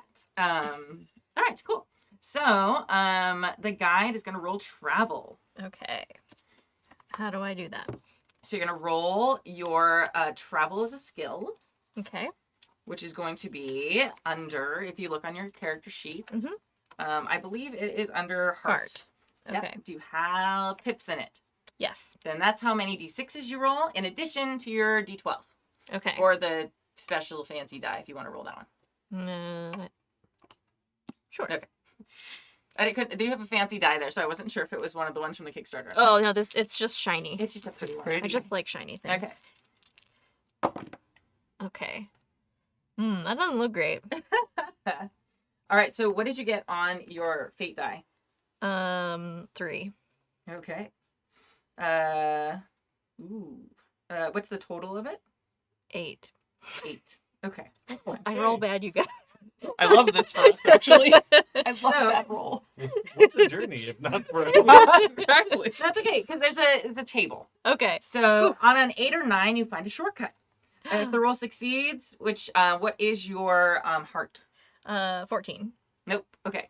Never mind. So you get to reduce the length of the journey by 1 day. So we're Cool. gonna say since you sorry, there's a lot of things on this. Yeah. This is the first time we've done it. It's very exciting.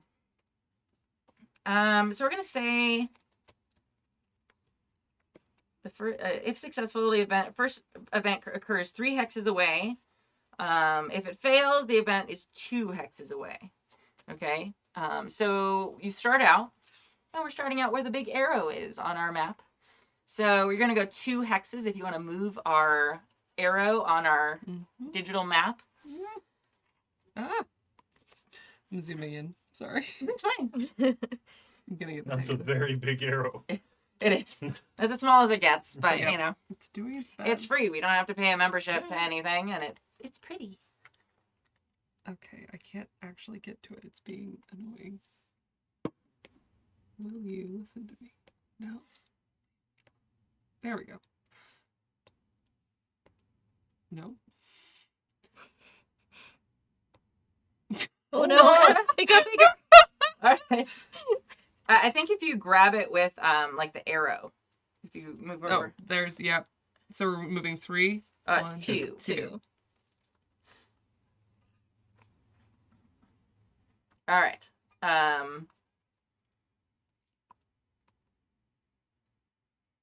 I'm trying to see. I can't.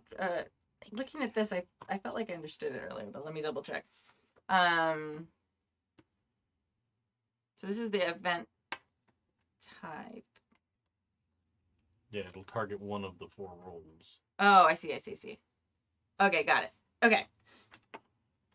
I just can't see on the chart where it says. Oh, I see.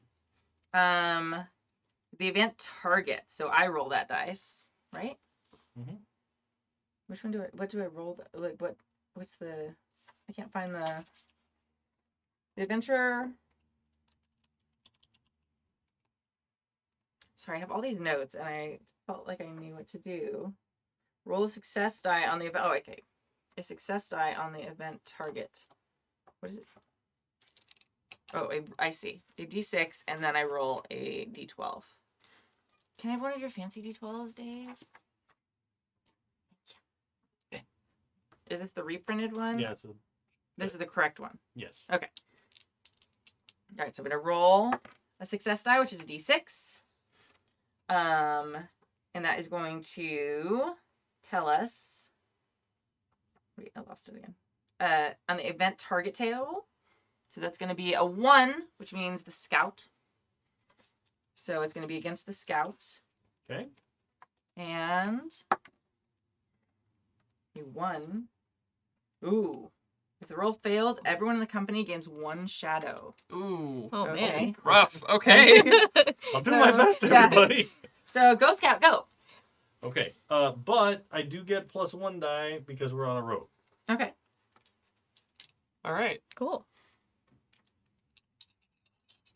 Lucky. And here begins the fall of the Unsung. I know. Oh no. Oh no, we got this. Okay. No problem. Nice. 19, Oh wow. Okay. and my target number is 15. So. Okay, you definitely made it. All right, very nice. The skills test. Okay, it doesn't say what you do if you succeed. I guess we just, you're awesome and everything's fine. Skill events.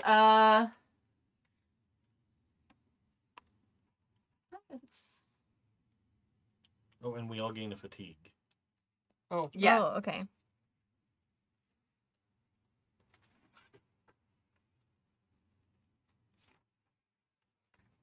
Resolve event outcome, but it's not on the table. I guess I get to make it up. That's cool. I like that. I like making things up. All right, so Dave, why don't you tell me like something along the route, like was just like incredibly depressing, and keeping in mind our lines and veils, and like upsetting, and like almost made you like give in to despair. But what was that thing?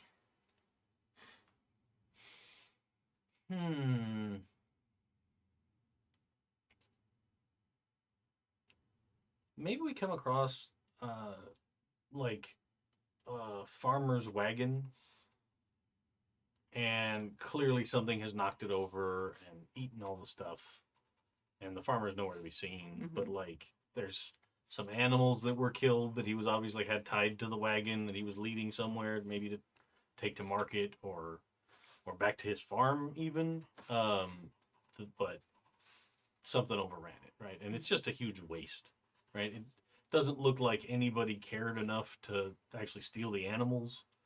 They just, whether it was a wild animal attack or something, but nothing ate, so it's weird a little bit. Okay. But it's just wasted devastation. Like there's some barrels of grain that have been opened and just spilled all over the road, and it feels really bad to see A, somebody's livelihood ruined, B, just the terrible waste of all this stuff left out here. If somebody was trying to rob them, they would have taken the things. Yeah. If it was wild animals, they probably would have eaten more. Who knows what happened here? Yeah. The mystery is that there's no farmer Mm-hmm. either. It's not like they were left here. So I Okay. think it's off-putting. Yeah, absolutely. All right. And what was it that kind of brought you out of that despair? It doesn't have to be something you did, but like with permission, if you have an idea, it could be you or another character. If you have an idea of something you might have done to get out of that despair. But I think we already answered this question when we played Decima.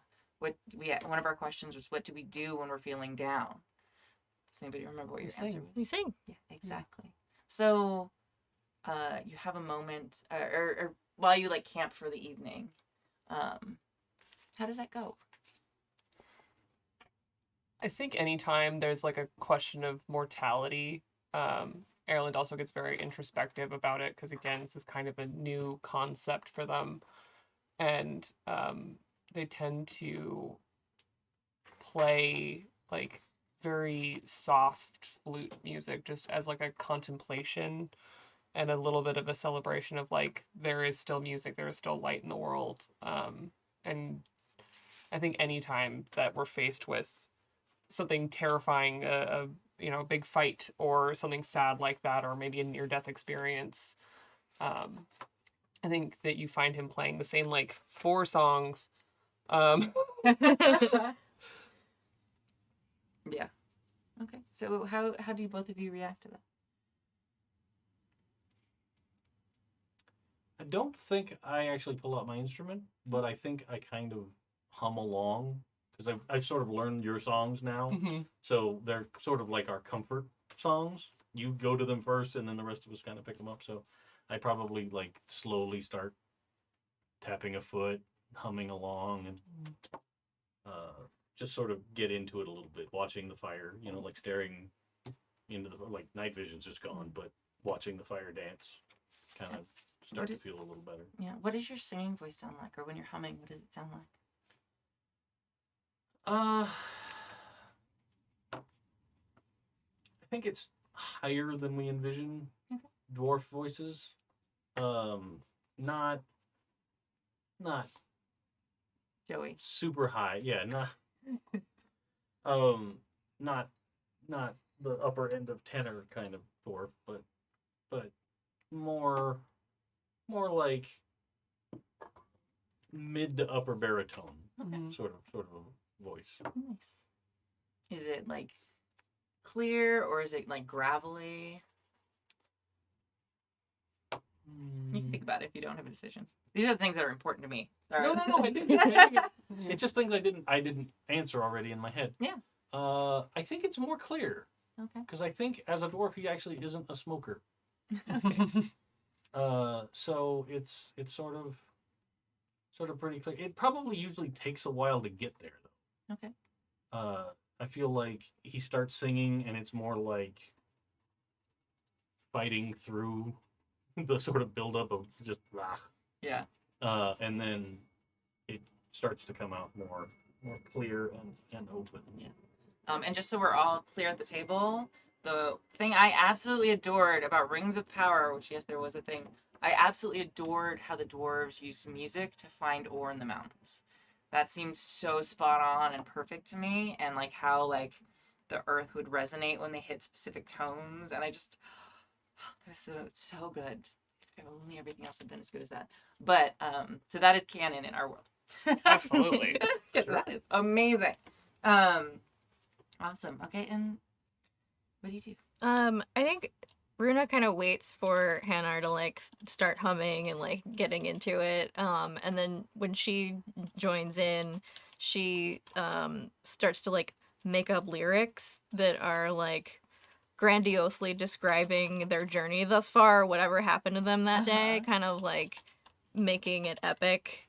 like a song you would hear in a tavern. Because I think that is kind of like her experience with singing mostly is like, you know, tales sung over the tavern. And she has kind of a gravelly, like Joan Jett voice. Love it. Oh, amazing. Okay, and so you're playing your flute right now, Aerlind. But when do you sing? Oh, yes. Okay, and what does your voice sound like when you sing? I think he has a very clear, bright tenor voice. Like high tenor? More like the like sweet middle of a like true tenor. Awesome. And he's not from a culture that's shy about music, ever. And so like playing the flute or singing in front of people is just like something that you just do. Yeah. When you're thinking or talking or just having a normal moment. So he'll just sing. When you are on your travels and you do this, what are the reactions of people to what may be the first time they've heard elven music? Because in this world, like, elven music is just something that's like beyond. And in fact, there is elven music that is so beautiful that it changes the course of history in some places. Because that's like people are so enthralled, or it actually almost. This is one of those like very subtle, like kind of imbued with magic, but isn't like overt magic. They're not casting spells, but there's just something magical and so emotionally affecting about some elven music that it. People stand still and listen to it for 100 years and shit like that randomly. So The world was made in song. it was. So it is magic song. It's fine. Yeah. Like song is very at the core of a lot of this world. Which is why I love that you guys did this. So good. Go ahead. I think that for the most part, he was shocked at first when people would stop and stare and not just join in because that's normal. Yeah. And he's kind of shy. He's not one for the spotlight. And I think people just watching him perform, he was just like, I'm just gonna keep doing this. Okay, my song is done now. But I think over time he's learned to relish it because he is such a keeper of stories, and most elven songs are stories. And so he gets to, even if they don't understand the words, sing of the stories of his people. And these are people that he's only a little removed from, that he reveres and loves. And he keeps on thinking about how the elves are leaving. And so this is a way of giving a part of the elves back to the people, is to sing the songs of his people. That's wonderful. I love that so much. All right. And this together, the combined harmonies of the three of you, and just like the kind of togetherness as well. Because as odd as it is for this very mismatched group, like you do have a core connection, especially when you're playing music together. Awesome. All right. So the next thing. The one thing that is not on my cheat sheet is I don't know. Are we allowed? Do we change roles, or is it the same role for the entire trip, or each? I think we can if we wanted to, but I don't. Yeah, I will let you if you decide you want to. And I'll double check these roles and see if I'm doing it right. But for each like day or piece of our journey, you may switch roles if you decide you want to, but you don't have to. I mean, I don't remember reading that you can't change. Yeah, it But- doesn't say you can't on my notes, or on the cheat sheets that I printed out. So we'll assume you can unless it says you can't. There you go. But it also, if you're traveling companions who've been doing this for a while, you might have like the thing you do. So that's also cool. Yeah, for sure. But I think that also gives us the flexibility, like if something goes badly for one of us. Yeah. then- Yeah. Or Yes. there's a good like character reason to suddenly have an Yeah. opinion about what's going on. Exactly. Yeah, for sure. Okay, so next part of our journey. What roles would you like? Who's going to be our guide, scout, lookout, or hunter, if you'd rather do that?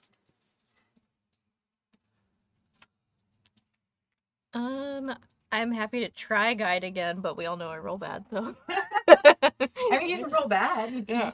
You got I guess it was fine. Yeah. Yeah, we didn't get very far. No. I'm happy to stay or trade with you. Either is fine by me. Yeah. I'm super chill, so I'm happy to keep scouting. I think you're guiding. All right. Okay. Let's see what the shiny Roll dice it say. again. Because I have the skill to be a guide, but I just thought about it and Whoops. Oh, goodbye. That one went over there.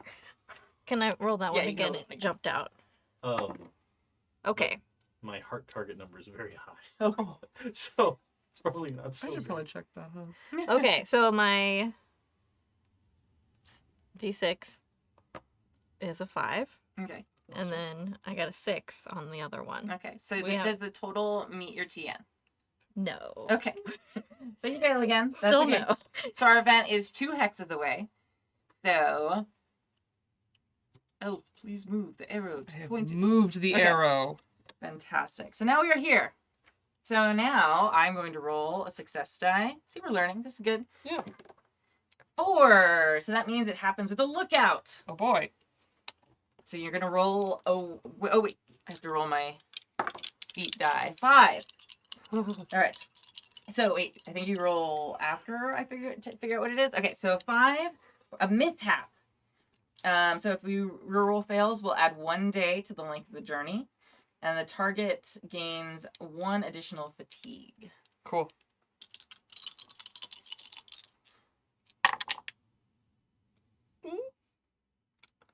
That is 16, So an awareness is going to be. which meets my TN. So that means it succeeds. You meet Yay! or go over. So you meet it. Okay, so and the target is the person who made the roll, as far as when I'm using the Yeah. phrasing of it. Very good. So you're good. I think you take 2 fatigue though. Everyone takes 2 fatigue, I believe. Oof. 2? 2? Because I think that's on the table. The fatigue is based on the number I'm rolling. Oh, is it? That's I'm assuming. It doesn't say that that's part of the. On our little sheet, it's each event also causes every member to gain 1 fatigue. Or to gain fatigue. It doesn't say 1. Oh, I think So yeah. it's probably whatever. Yeah, yeah. Okay. Okay, so we gained 2 on top of what we already had. Yep. Okay. So should This be is at why 3. carrying a whole bunch of stuff is not always a good idea, and why it's cool to have instruments that don't count as part of your. We appreciate you. Yeah. I mean, come on, we have to have these cool musical moments. It's the unsung tales that the musical theme. Come on, I'm very subtle about it. No, I'm not. All right, very good. Okay, so so there is a mishap, but there's but you're able to overcome it as a group. So I'm gonna have you tell us, Aerlind, what is the mishap, and how you guys can then figure out how you're gonna overcome it together. I think on the road, because it's just a delay, right? It's not a hazard per se. Mishap. Yeah. I think that there is a herd of sheep that fully just block the road, like a giant herd of sheep. Mm-hmm. And everyone's on horses except for me. There's a cart. Like, how are we supposed to get through here? And Oh, do you not have a pony? no, Oh, okay. I am poor. That's okay. Not yet. And yeah, there's just so many sheep. Okay. And the like shepherds, plural, are trying to like untangle their sheep, but they're doing it in the middle of the road, and we like can't go around. So it's a big old fluffy mishap. All right. So how do you solve this problem together, friends?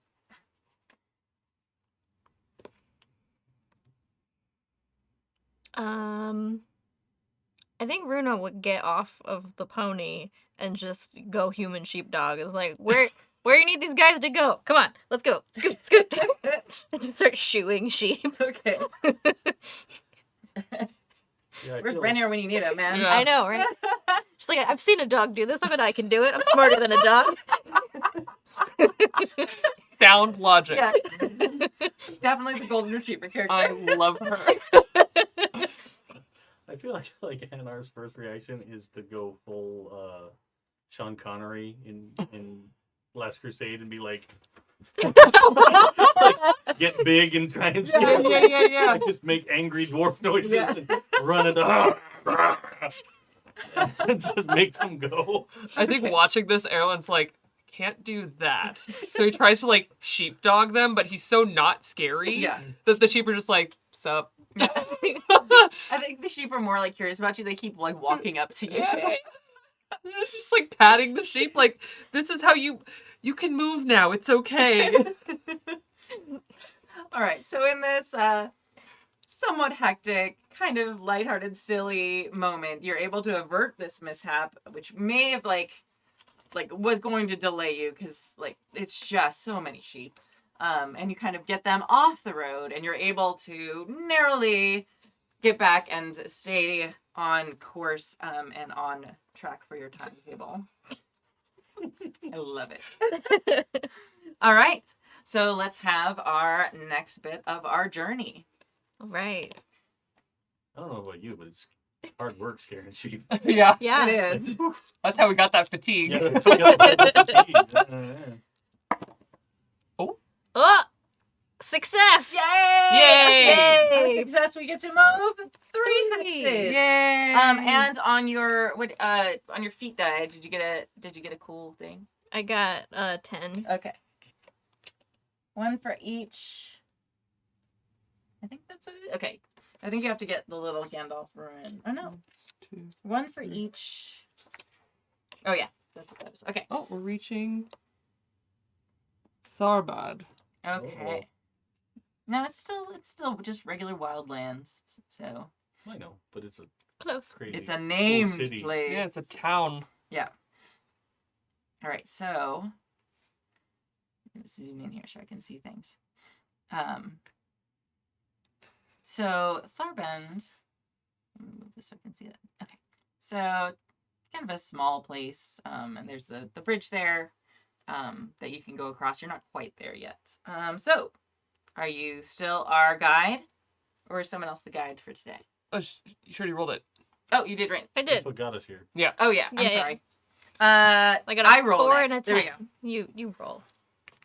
I have a toddler. It's very late for me. Oh. All right, let's see. A 2. All right, so it is going to target the scout again. How even of it. Nah. And let me roll my... Oh, a 10. Oh, a chance meeting. Ooh. Ooh. A chance meeting of like. I don't know. Okay. Roll and see what happens. Oh, You can No do pressure. yeah. So bad rolling. Oh, a chance meeting with the Ward King. Oh. What? The king? They do now. No, I think we're still fine. Dang, Yeah, you're good I at beat it. it by 1. Right, well, chance meeting is a favoring the company meeting. Okay. So who is it that you meet along the way here? Or if you want to just name like a species or something, I can come up with a person. That's fine too.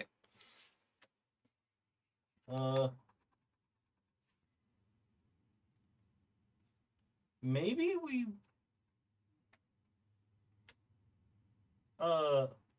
we meet like a small group of elves from Lorien making their way across. Yeah, that would totally make sense. Just looking at the map. Mhm. Yeah. So, yes, we're gonna say it's a chance meeting as you are camped for the evening. So as you're there camped, maybe you've done some singing.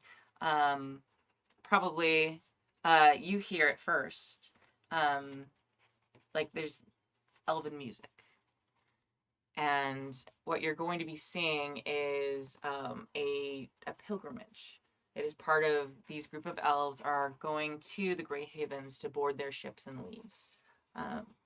You've seen maybe you know, but it is a incredibly beautiful but also kind of sad moment. If you've watched the Lord of the Rings Extended Edition, there's a scene where you see, and it is one of the I'm gonna cry. they nailed that Over scene it. so much as these very beautiful ethereal elves are riding their Andalusians. They're not Andalusian, but they're Andalusian. And they're just looking beautiful. They're carrying lanterns in the night. And they're singing basically as they go. And they're singing songs that, even if you don't understand Sindarin, the elven language that they're singing in, you can tell just from the beauty of it, they're singing of like going home, but also the sadness of leaving behind. So it's like a goodbye to Middle Earth, and also it's melancholy but beautiful, and also happy in a strange way. There's Wistful. yeah, wistful. Yes, it's a good way of saying that. So kind of think about how you'd feel about that. And as they're kind of writing, are you playing music right now? I think the moment that Aerlind hears that song, he stops. Okay. Like, that's the only sound in the world to him. What do you do when you hear that? It's a song that I don't think he sings because most of those songs of leaving are not songs that he sings. He knows them. And he starts to sing it quietly. Just not in his normal, like, we're here to have a good time or lift our spirits or something like that, but just kind of almost prayerfully singing the song with them and crying. Okay. Runa, are you familiar with this, and how are you affected by this song? I think she kind of gets the tone of what's happening, but doesn't really fully understand it. And when Aerlind starts to sing and she sees him like kind of start to cry, she goes over to just like sit near him and kind of just quietly listens and just like holds space basically, and looks a little bit like kind of full of wonder, but you know, respectfully, full and a little sad. Yeah. Are you at a place in your relationship where they touch you for comfort? I mean, they're not going to like grab you and hug you. I would say that he's very okay with a lot of that stuff. Okay. He's especially around like other elves, he's a hugger. Okay. So so much PDA when it comes to other elves. I And everyone's know. like, wow, he's really standoffish. Because that's how elves work. Yep.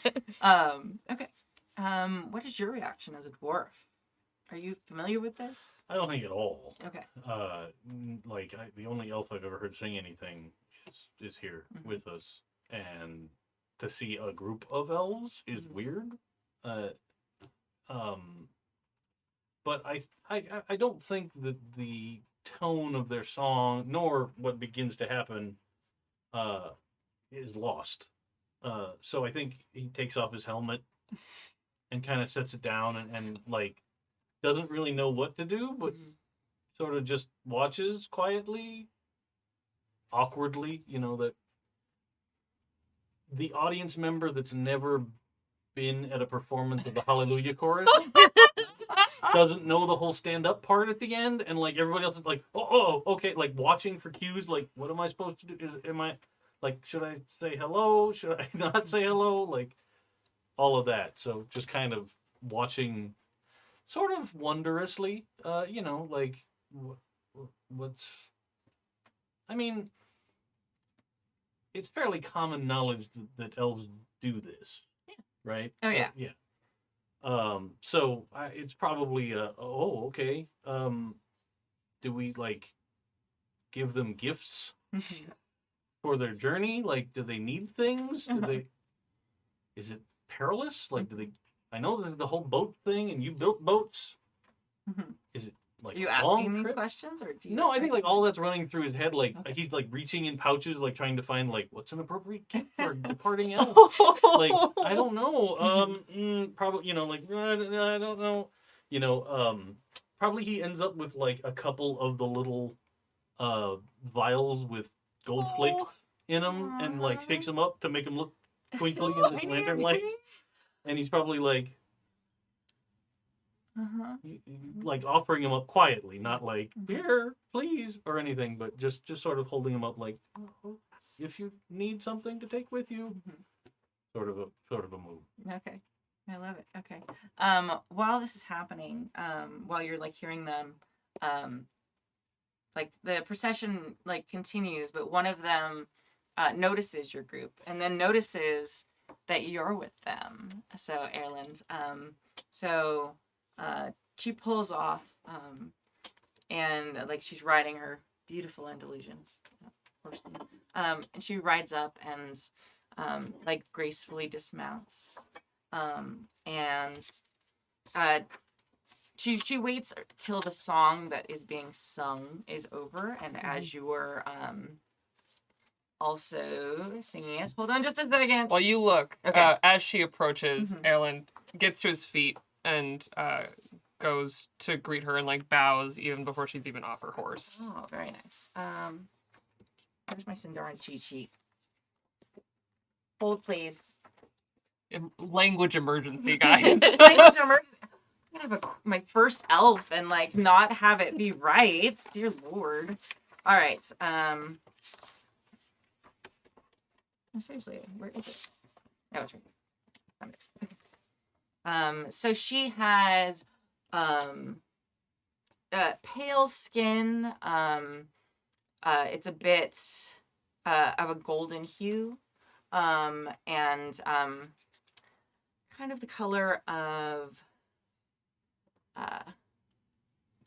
we'll say like morning sunlight, like glinting off like snow. And then long, very dark. It's hard to tell in the night. Dark brown or black hair, and she's like very reserved and smiling. You'd probably be the only one who'd know. She looks a little puzzled. This is a little bit of a little strange. weird. Yeah, this is a little weird. They also Dwarf got and a sent Barding. Yeah. A little bit of a motley crew. Their encounter's weirder than our encounter. So she's Megovanen. Megovanen. Hello. Hello. Hello. I couldn't help but notice as we were traveling. It's good to see you, friend. You look familiar. I'm Aerlind of Mithlond. FYI, there's not a whole bunch of elves in the world, especially at this point. So almost all elves, even if they don't like know each other, would probably have at least seen each other and recognize like, hey, you look familiar. Like, it's that sort of thing. Or hey, I know your mom, and Yeah. like you at least know each other by reputation and somewhat by sight, if not like knowing them like very, very clearly and well. Oh yes, you work with Círdan, right? I do, yes. I have. Yeah, it's a great honor. I look forward on our journey to hopefully having the honor of speaking with him before we board the ships. He can be a bit mercurial. Indeed. I must ask, is it true that he has a beard? He does. It's something I hope to see before we leave. You should ask him about it. Indeed. He would not think that impertinent. Everyone does. Interesting. These are my companions. This is Runa and Hannar. Hello. And like, again, both of you probably don't notice because elves are super understated, but like very clearly to you, it's like Okay. weird. like fascinated though. Like she's obviously like, you kind of get the vibe of like a kindred spirit of like curiosity because everyone else is like, that's strange, and kept writing. And she's like, I want to see what this is about. Like, so she came over to talk. So there's like a kind of excited, curious vibe to someone who would like be able to pick up on that. She seems incredibly like ethereal and stoic to both of you. And where are you? Where's your band headed? To Bree. Yes. Indeed. Mhm. We may be passing that way ourselves. We've never spent much time in a human village, but I believe my companions will want to take another route. Unfortunately, what business have you there? Are you, especially you? What are you doing Yeah. in Bree? It makes sense that these two are headed to Bree, but Runa's like, well, I'm from there, so. you're traveling home. Maybe stop by there on our way All if we right. have time. We tend to journey a lot. I'm walking the world to see everything. And there's like a little bit of like wistful, like, shit, maybe I should have done that. Um, that is a very wise decision. And it is brave for both of you to spend your days doing such a thing. Are you also documenting and seeing the wonders of this world? Definitely seeing them more with my hands than with my eyes a little bit though. It's my mother, my grandmother, all my family members. We adventure. That's what we do.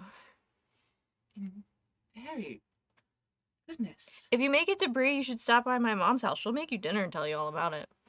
Oh, well, it is a incredibly kind offer. Thank you for your generous hospitality. Of course. And you? Oh, I make my way buying and selling things along the road. Indeed, There are many Master Dwarf. peoples that need things and some that have extra, so I tend to spread them around.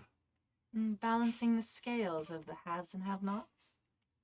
Yes, and the haves and the have-mores. Oh, Yes. well, the dwarves are known for their haves, as you say. Oh, indeed, indeed.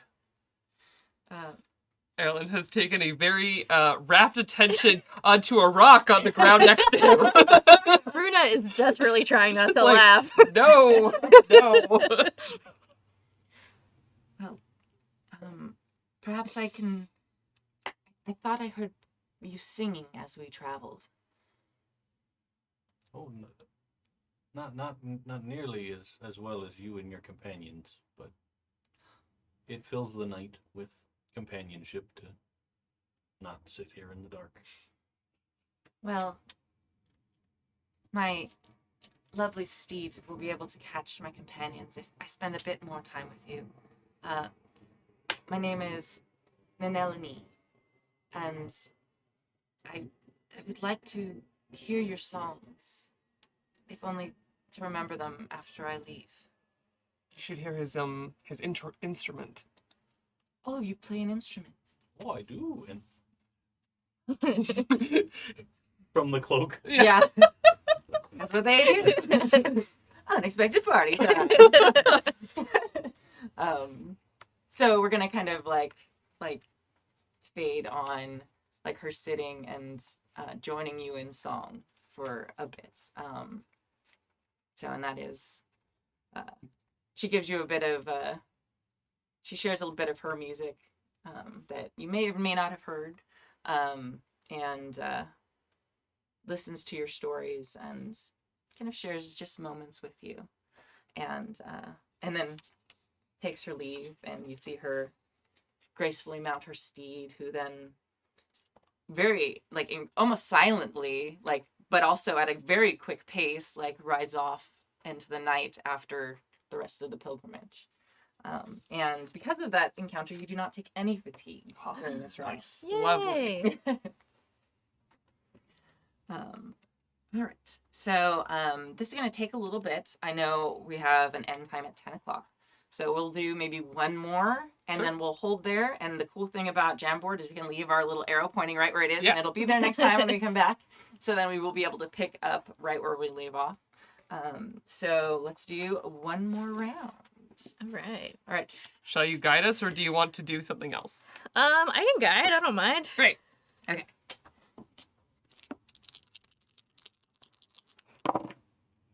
Let's see. Ah, success! Woo! 3 hexes. We succeeded slightly harder this time. I got an 11 on the die. And Oh. is that bad? Is it a regular die?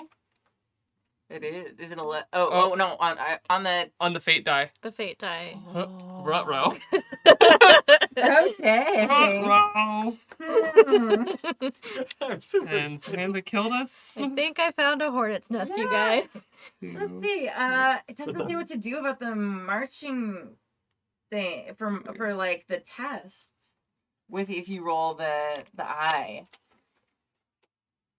So I'm just gonna say that there will be a complication no matter, because I'll look up the exact rules later because it's not on my cheat sheet. It should be. I'm surprised it's not on this table. But I'll look it up later. So we're just gonna say that there's an issue that will come up, regardless of the role of whoever is chosen. There's gonna be a thing. So all right, I'm gonna roll the die again. A 3, which is the lookout. How convenient. That is very fair. I know. Okay. We rolled a different die just in case. All right, so let me roll my other die. Oh. Okay. I also rolled an eye. Oh no! Double eyeballs. Ready, go. It happened, guys. I can tell how far away we are. Make sure you give yourself the +1 die because we're still on a road. Oh. Good job. Thank you for remembering that. Wait, should I have been rolling with +1 die? No, it's on the Yeah, it's on testy part. the test. not Oh, the- okay. Wow, Okay. I rolled very well. Oh, good. So I definitely beat it. Okay. 17. Okay. Yeah, we're good. Okay. So we're gonna say that, like, wow, you are invigorated by that incredible evening and like connecting with someone, and you feel like in a way like her being a little bit envious of your wanderings. Maybe how would that make you feel? I think seeing her was very clarifying. Mm-hmm. And having that lovely conversation and just getting to share what he's had kind of as a lonely experience for someone who's never really been alone until he met them. But as far as like his elven life, this has been very lonely. Okay. But actually I think the thing that heartened him the most was actually seeing the others get to see kind of how he sees what's going on with the elves as well. Because it's one thing to tell someone, it's another thing for them to see it. Yeah. And that this beautiful and bright woman is leaving forever. Yeah. And just like appendix, little side note for those of you who don't know, Círdan is actually a character. It's an elf of Lindon. He's actually one of the oldest elves still on Middle Earth. He is very old. He's so old. He's been through all of history, like saw the sun, like all the First things. elves. Yeah, one of the first elves. Like, I think he's older than Galadriel. Yeah. Yeah. Yes. Yes. Yeah, one of the very first elves. Oh yeah, because he was around before the elves left for Yeah. Valinor. So he's like older than most of the world. He was made by Iluvatar himself, Yes. kind of. Yeah, that's right. Yeah. He was like one of the first elves. So here we go. A little bit of talking straight. The elves were, they woke up under the stars after a whole bunch of other shit happened. We don't need to go into There's a lot right of now. thinking. There's a lot of things. And they kind of populated Middle Earth. At one point, they were called by the Valar to go to Valinor and to live there forever. And it's like, hey, I know we made you be born here, but we really want you over here. And so come with us now. And some elves went, and some elves did not. And Círdan is one of those incredibly old elves who never went. Right? He was He born in Valinor. And he came back? And he went with everyone the first journey over. Okay. But he's like older. For those of you who saw Rings of Power, he's older than Gil-galad. Oh, yeah, he's yeah. older than like almost all the elves that you see in the entirety of Rings of Power. He's very, very old, and he's actually also one of the last elves to leave. Yes, on purpose. Yeah. He is kind of the launching point. He is there at the Grey Havens. He has one of the last seeing stones with him. And he feels like it's his duty to see the elves off and make sure that they all the ones who want to leave go, because those who decide to stay will fade and become mortal. So he's like, I'm gonna hold the door open for everybody. Come on through. Let's go. So yes. So that's who Nanelani was going and hoping to meet, and he really does have a beard, which is super weird for elves. Very weird. Yeah. All right, so this amazing thing gave you like extra vigor and extra luck in your roll, which is cool. Yeah. So you do not have terrible misfortune. Good. So, and you are not wounded, okay? Great.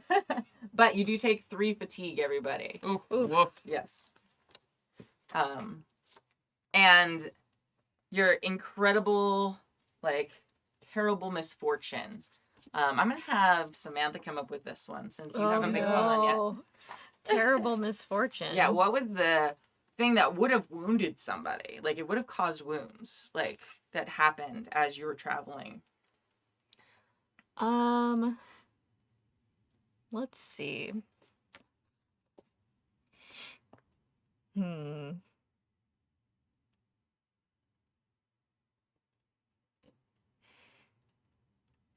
you're kind of in the wildlands.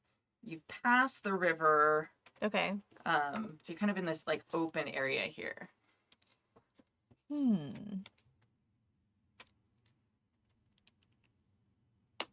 I feel like maybe there's we come upon like a part of the road that was damaged and then turned into a trap. Okay. So like somebody, nefarious, took advantage of the fact that this part of the road has collapsed and made it look like the road keeps going, but underneath it's all spikes. Love it. Which would have been like terrible to fall into. Absolutely. For all of us. But I think our stroke of luck is that we see an animal go across the fake part of the road and just like put one paw through it, through the surface of it, and then scamper off. And so we go to check it. Nice. Instead of just running right over it. Excellent. Very good. So you have this just like chance you happen to look up and see.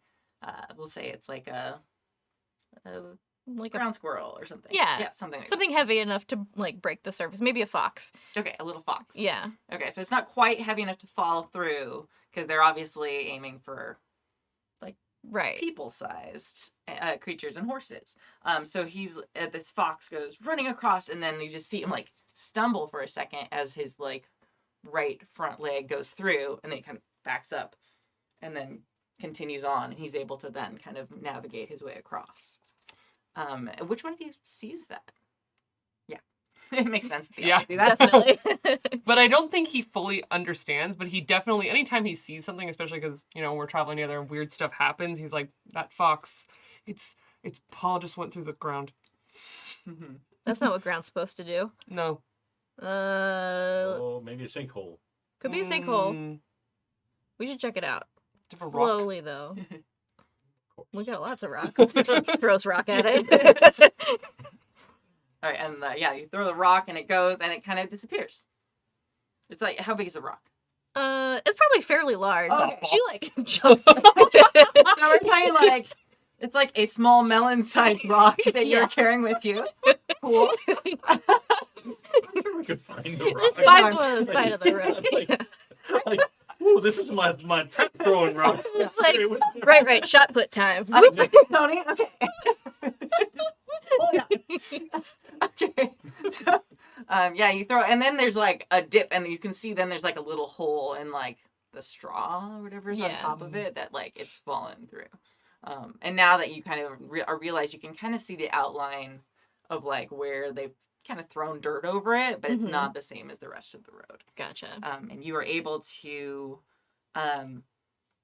like avoid it, but you also realize like this was a trap, and whoever set this is probably not super far away, and they're probably watching. And you look like a very strange group, but you also look like you might have nice things. So you're gonna be like, I mean, you take that as you will. You are seasoned travelers. That's why I'm giving you that information. And because we both rolled eyes. So there's definitely some darkness that is aware of you now, even though it didn't strike at this particular moment. I feel like as we're getting past it, Runa like pointedly like eyeballs the surroundings, like watching you. I can take you. Yeah, you're giving them that, and I'm just going. I'm just like walking and whistling.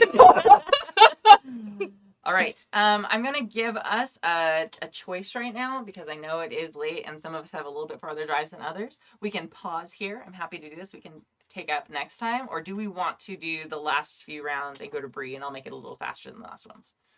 It is 10:04 right now, Pacific time. I'm good either way. I'm Same. good.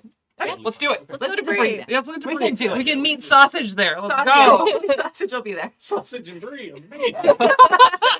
Oh my And god. cheese. I was writing notes. I skipped dinner. That sounds so good. Oh, no. All right, cool. All right. So, rolling again. Who's going to be our guide? Do you want to do it? Runa. Do you want to take a stab at it? No guarantees it'll go well, but I can. I mean, I rolled eyeballs last time. Fair. It's not getting a lot worse than that. I'll try. Okay. Probably won't go well, but I'll try. So I don't add the extra D4. No, No, not for Great. this roll. All right. And this is explore. Oh, no, I think you rolled No, it's travel. Travel. Travel? Yeah. Worse. Okay. I mean, you could use that. Did you roll the right number of die? No. Oh, I took away the one that would have helped. okay. So what did Oh, you no. get? 4. A 4. Is that a success? No. Okay. So that's 2 hexes. All right, and I'm gonna roll. Which one are you guys taking this time? Sorry. Whatever works for you. I can be lookout. That makes sense. I think after that trap situation, she would be Yeah. like on high alert, like You know, watchdog. that totally does make sense. And Like, Aerlind's like, I know the way to Bree. I can do this. All right, cool. we're like, I think the road back over like, It's like almost in sight. Like we can kind of like your elf eyes should probably see fucking Bree, but no. Nope. Aerlind, Incredible. what do your elf eyes see? Not Bree. Pretty trees? Yeah. Hey, look over there. There's a birdie. Sorry, I'm just teasing. That's not really what's happening. Okay. Awesome. Okay, so I'm sorry. What did you say you were going to be? Runa? Lookout. Okay, look out. Yeah. I got distracted by jokes about elf eyes. I actually Okay. think part of the problem is he's walking and talking and like explaining the Oh, road and okay. talking about all the stuff, but is not paying attention because he's just so immersed in like, and this is where we walked when we did the blah blah blah blah blah. It just goes on and on Aerlin's and on. being a tour guide, Yeah. not a navigation guide. Oh, That makes sense. This is why he should never be the guide. No. Okay, awesome. All right, I'm rolling. So 3. That is the lookout. Ooh, that's me. Okay. So now I'm going to roll the feet die. 3. All right. Okay. Roll your thing. So now I roll awareness. Mhm. Okay, which is the same number of you die. get 1 extra D6. Ooh. Yeah, because you're traveling on the road. Or we are. Which together. one of you isn't I'm not going to there, be a but- bastard? Uh-oh, Let's good try luck. this one.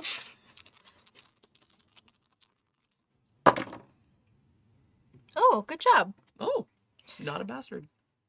Let's see. I can't do math right now. 16. Ah, nailed it. Nice. Exactly? Yes. Okay, if you meet it, you succeed. All right, that's good because ill chances. If the target fails, the target gains 1 shadow point of dread. Ooh. Ooh. Oh, Okay. God. And you all take 2 fatigue. Okay. Getting up there. Yeah, Yeah. It adds up. Like it adds up a lot. So We're closing in on time to take off the helmet.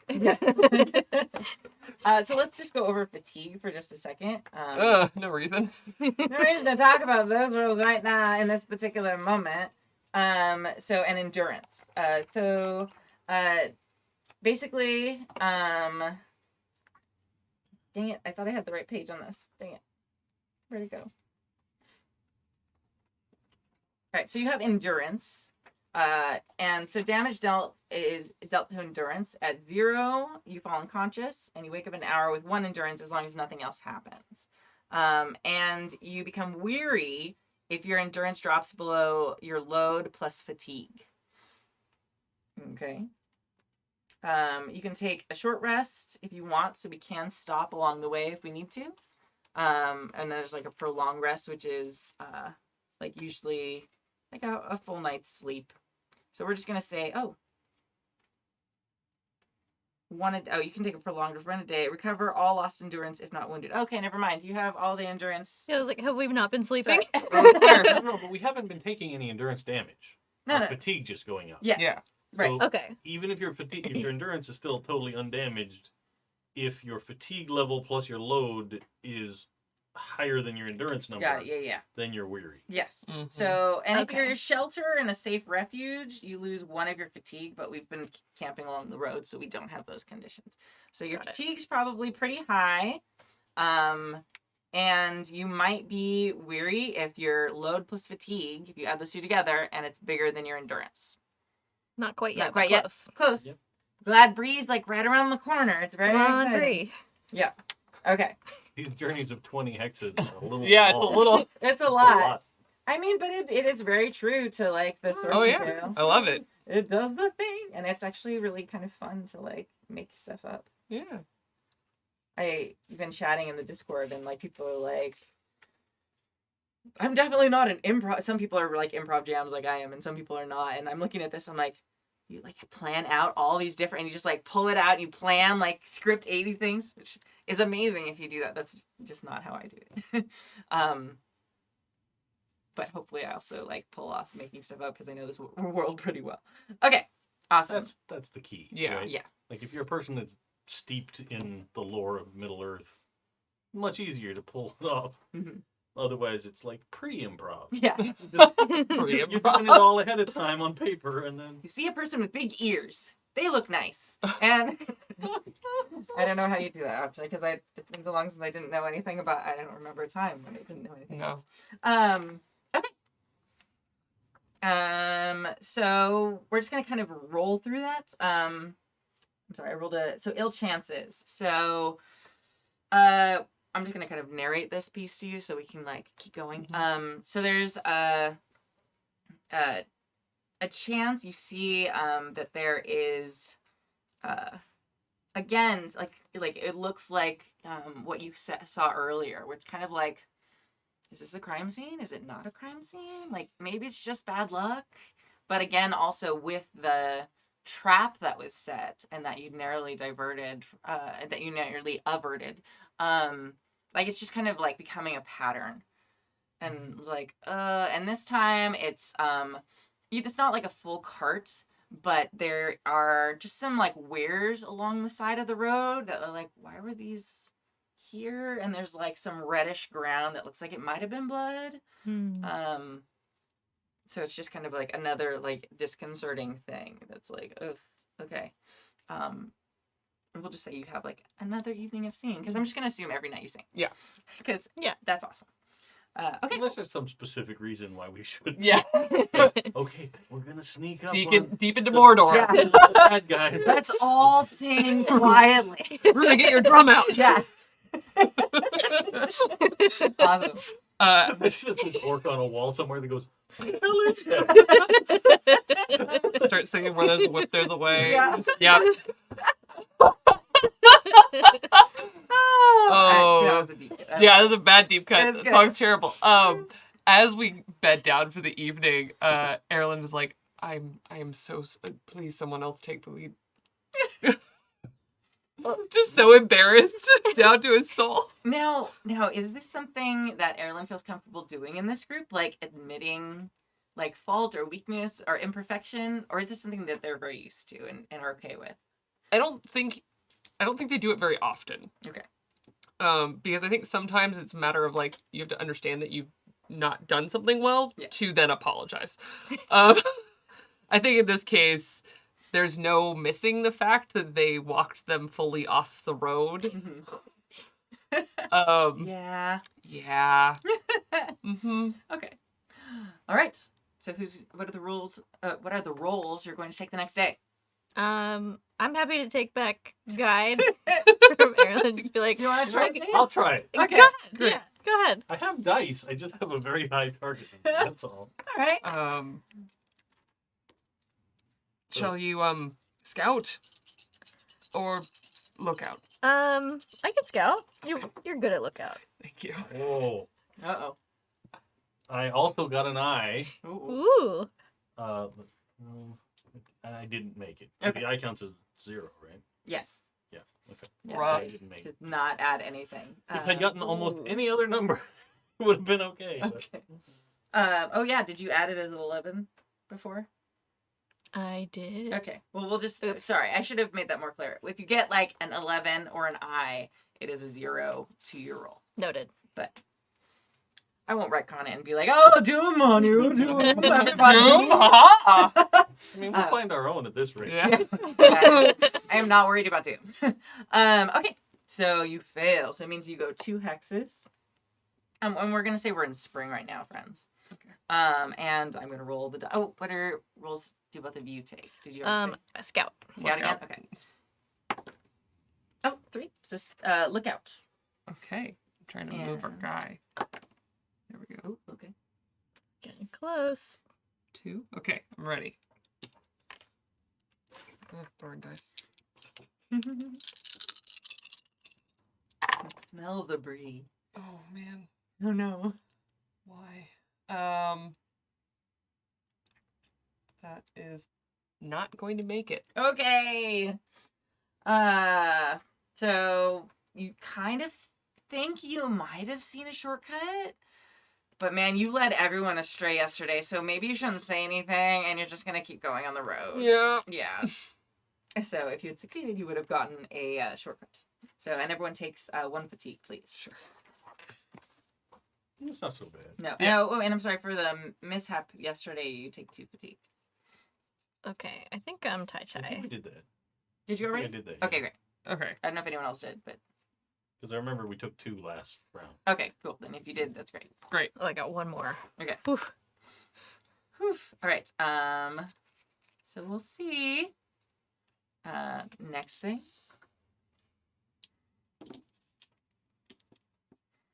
So, are you our guide You want again? to go back to being a guy? Sure. Since we're back. We're doing so try it. good. I Let's love try you're it like, I'm again. so bad at this, and everyone's like, do it again, please, please take it over. I don't want to do it. Whoop. Oh no. Ooh. Well, I didn't roll an 11, so Yeah. That's Awesome. good. I did roll total 8. Okay. So 2 hexes. Yep. Okay. We're real disconcerted by these Yes. crime scenes, apparently. All right. So, and you guys are taking your roles you've been doing the whole time. Okay. Yes. 1. These are very like balancy dice as far as your rolls. I keep rolling 1s and 3s from the actual die, but 1. So is the scout. All right. So. Okay. Oh, handled. It's a satisfying amount of dice. Yeah. Okay. Very nice. Good noise. So, again, like this is like this time you actually see, like a body on the side of the road of just like a human. Oh. And it's hard to tell. It's obviously been there for quite some time. It's not like right next to the road. Someone would have taken care of that, but it's like kind of off because you are, kind of near like the yeah. So this is kind of a little bit near shadow. This is a little bit of there's like a very small strip of what is supposedly safe road through this somewhat dire, dangerous area. So like you kind of look off to the side and you can see, you probably notice like the carrion birds first. Yeah. Yeah, and you're like, oh, that, and you're like expecting to see like a deer or something, and you see what is very clearly the probably like quite old, a few weeks at least. There's very little left on it, but the very like the bones, bits of clothing, things like that are off to the side. And you were travelers. Like this is not something you're completely apart from. You've seen things like this before, but it's strange that it was left for so long.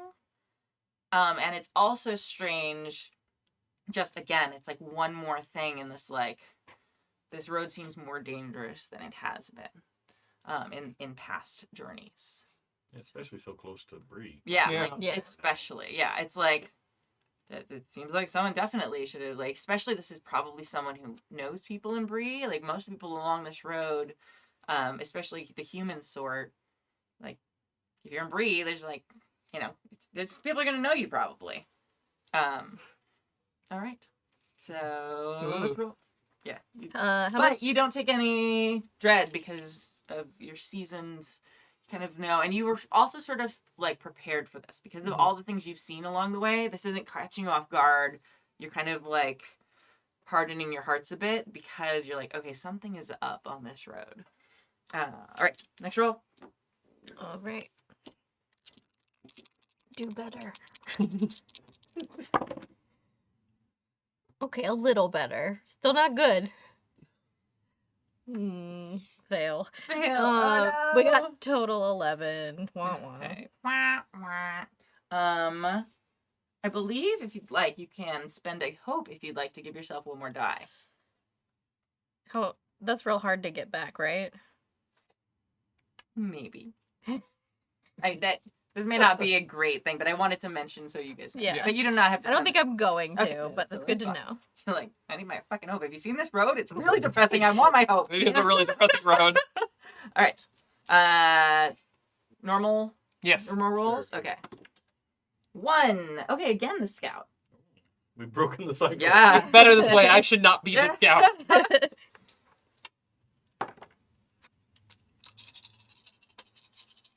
By the way, we're always traveling by road. Yeah. Would you move us? All right. So it was a fail, so it's 2 hexes. We're almost there, So guys. close. Just outside Yep. of town. You succeed? Yep. Awesome, Oh, because good. I rolled Yay. an 8, which is shortcut. If the roll succeeds, you reduce the length of the journey by 1 day. Yay! Which is exactly one Yay. hex which we need, so we have made it to Bree. Huzzah! Huzzah. And you do take 1 fatigue for that, but now you're in Bree. And we can chill out, and we will start our next session with dealing with the fatigue and how you clear that and all of that, so don't erase that on your sheets. Mm-hmm. That's wonderful, because I just got to the right place. I was gonna say, We just made it. it's interesting because it's like 20 hexes is the max journey in the rules, and like they have like calibrated. Yeah. Like they're like, okay, we know exactly. Like, wow, they've done the Just they've done the drag math your on tired skeleton right into town. Yeah. that. That is a well balanced mechanic there. Dang, I am as the game designer in me. Yeah, is me like, too. wow, that's, Like, that's a wow. lot of math and testing. Nice work. All right, awesome. All right, so that's gonna conclude. Every town is always like, oh, here come those adventurers again. Dragging the And bodies. just stripped down, like not carrying anything anymore. Like, we couldn't make it. We were all Just like rolls So across heavy. the threshold. All right, very nice. So we're going to conclude our session there tonight. So we're going to start our next session in Bree. We will introduce our amazing character Sausage and talk to him and find out a little bit about him. We'll also do the kind of the remembering of how he met our patron, and then we will go over the fatigue and figure out and like go and clarify that and how that happens and how you clear that while we're chilling in Bree with Sausage. I'm so hungry. And then we will set forth on our adventure. All right. Awesome. Fantastic. Any comments, questions, thoughts from my player? Just gonna knock on the big gate. Yeah. That's all I want in this world. Me, the Yeah. giant nerd, says, Uh-huh. knock on the big gate at Bree. Get it, Bree. All right, if you want that, we absolutely can have that scene if you want it to be. So if that is your stars and wishes, we will have the big gated Bree. After we go over the fatigue. Of course. All right, awesome. Well, thank you all for joining us so much. We'll be back here next Monday night at 7 p.m. Pacific time, 7 p.m.-ish.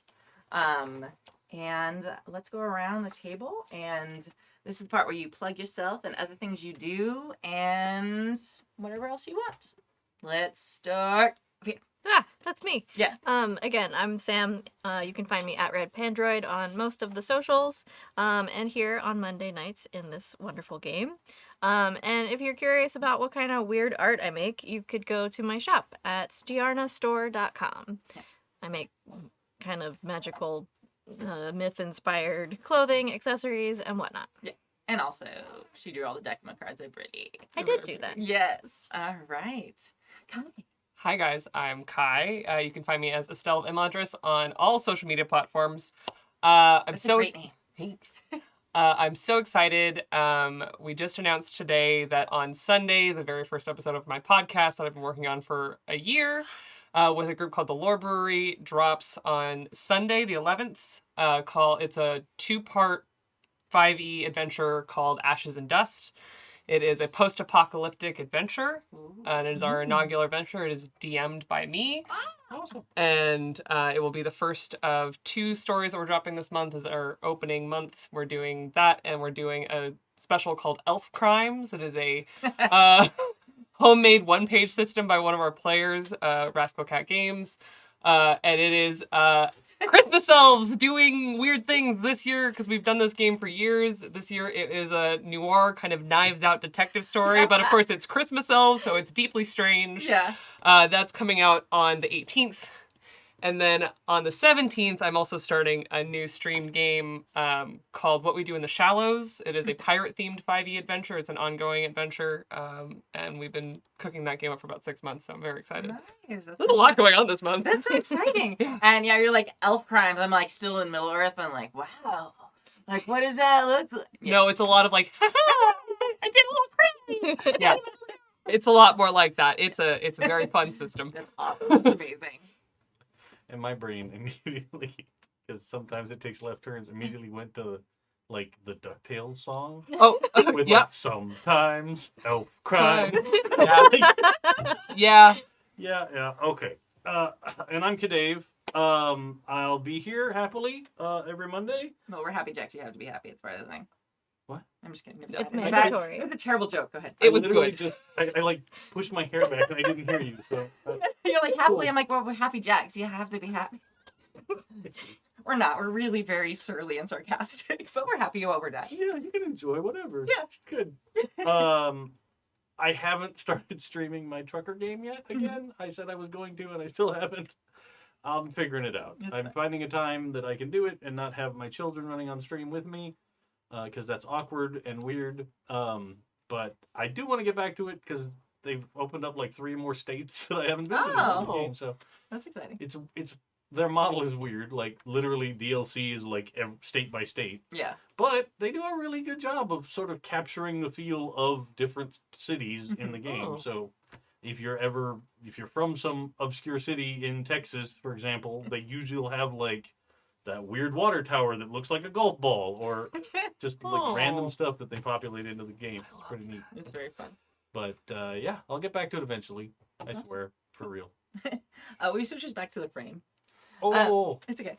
And I'm Kimi. I am your Loremaster for this campaign. Excited to be learning a new system in real time with you. I have so many notes, but it's still fun to like once you get your hands in it and you're actually doing it. So thank you for playing along with us. Thank you for putting up with my information about Middle Earth. You can find me at Golden Lasso Girl everywhere. On Twitter, as long as it exists, and all the other places. You can also find me on the Happy Jacks Discord, which is you can find at happyjacks.org/discord. And I own and manage and run the Happy Jacks Empire, which is really just a lot of very busy work. And so I'm here, and I'm also here every Friday for our advice show. So come in, tune in for an hour to / hour and a half, where we're answering emails written in from all around the world, asking us questions about running and playing tabletop RPGs. And I think that is everything. So yes, tune in next week for more Middle Earth fun with this system as we break it in and as we figure out what happens with Bree and sausage. All right, thank you all. I'm not gonna let- Every time. All right, thank you all. We'll see you next week. Bye. Good night. Bye.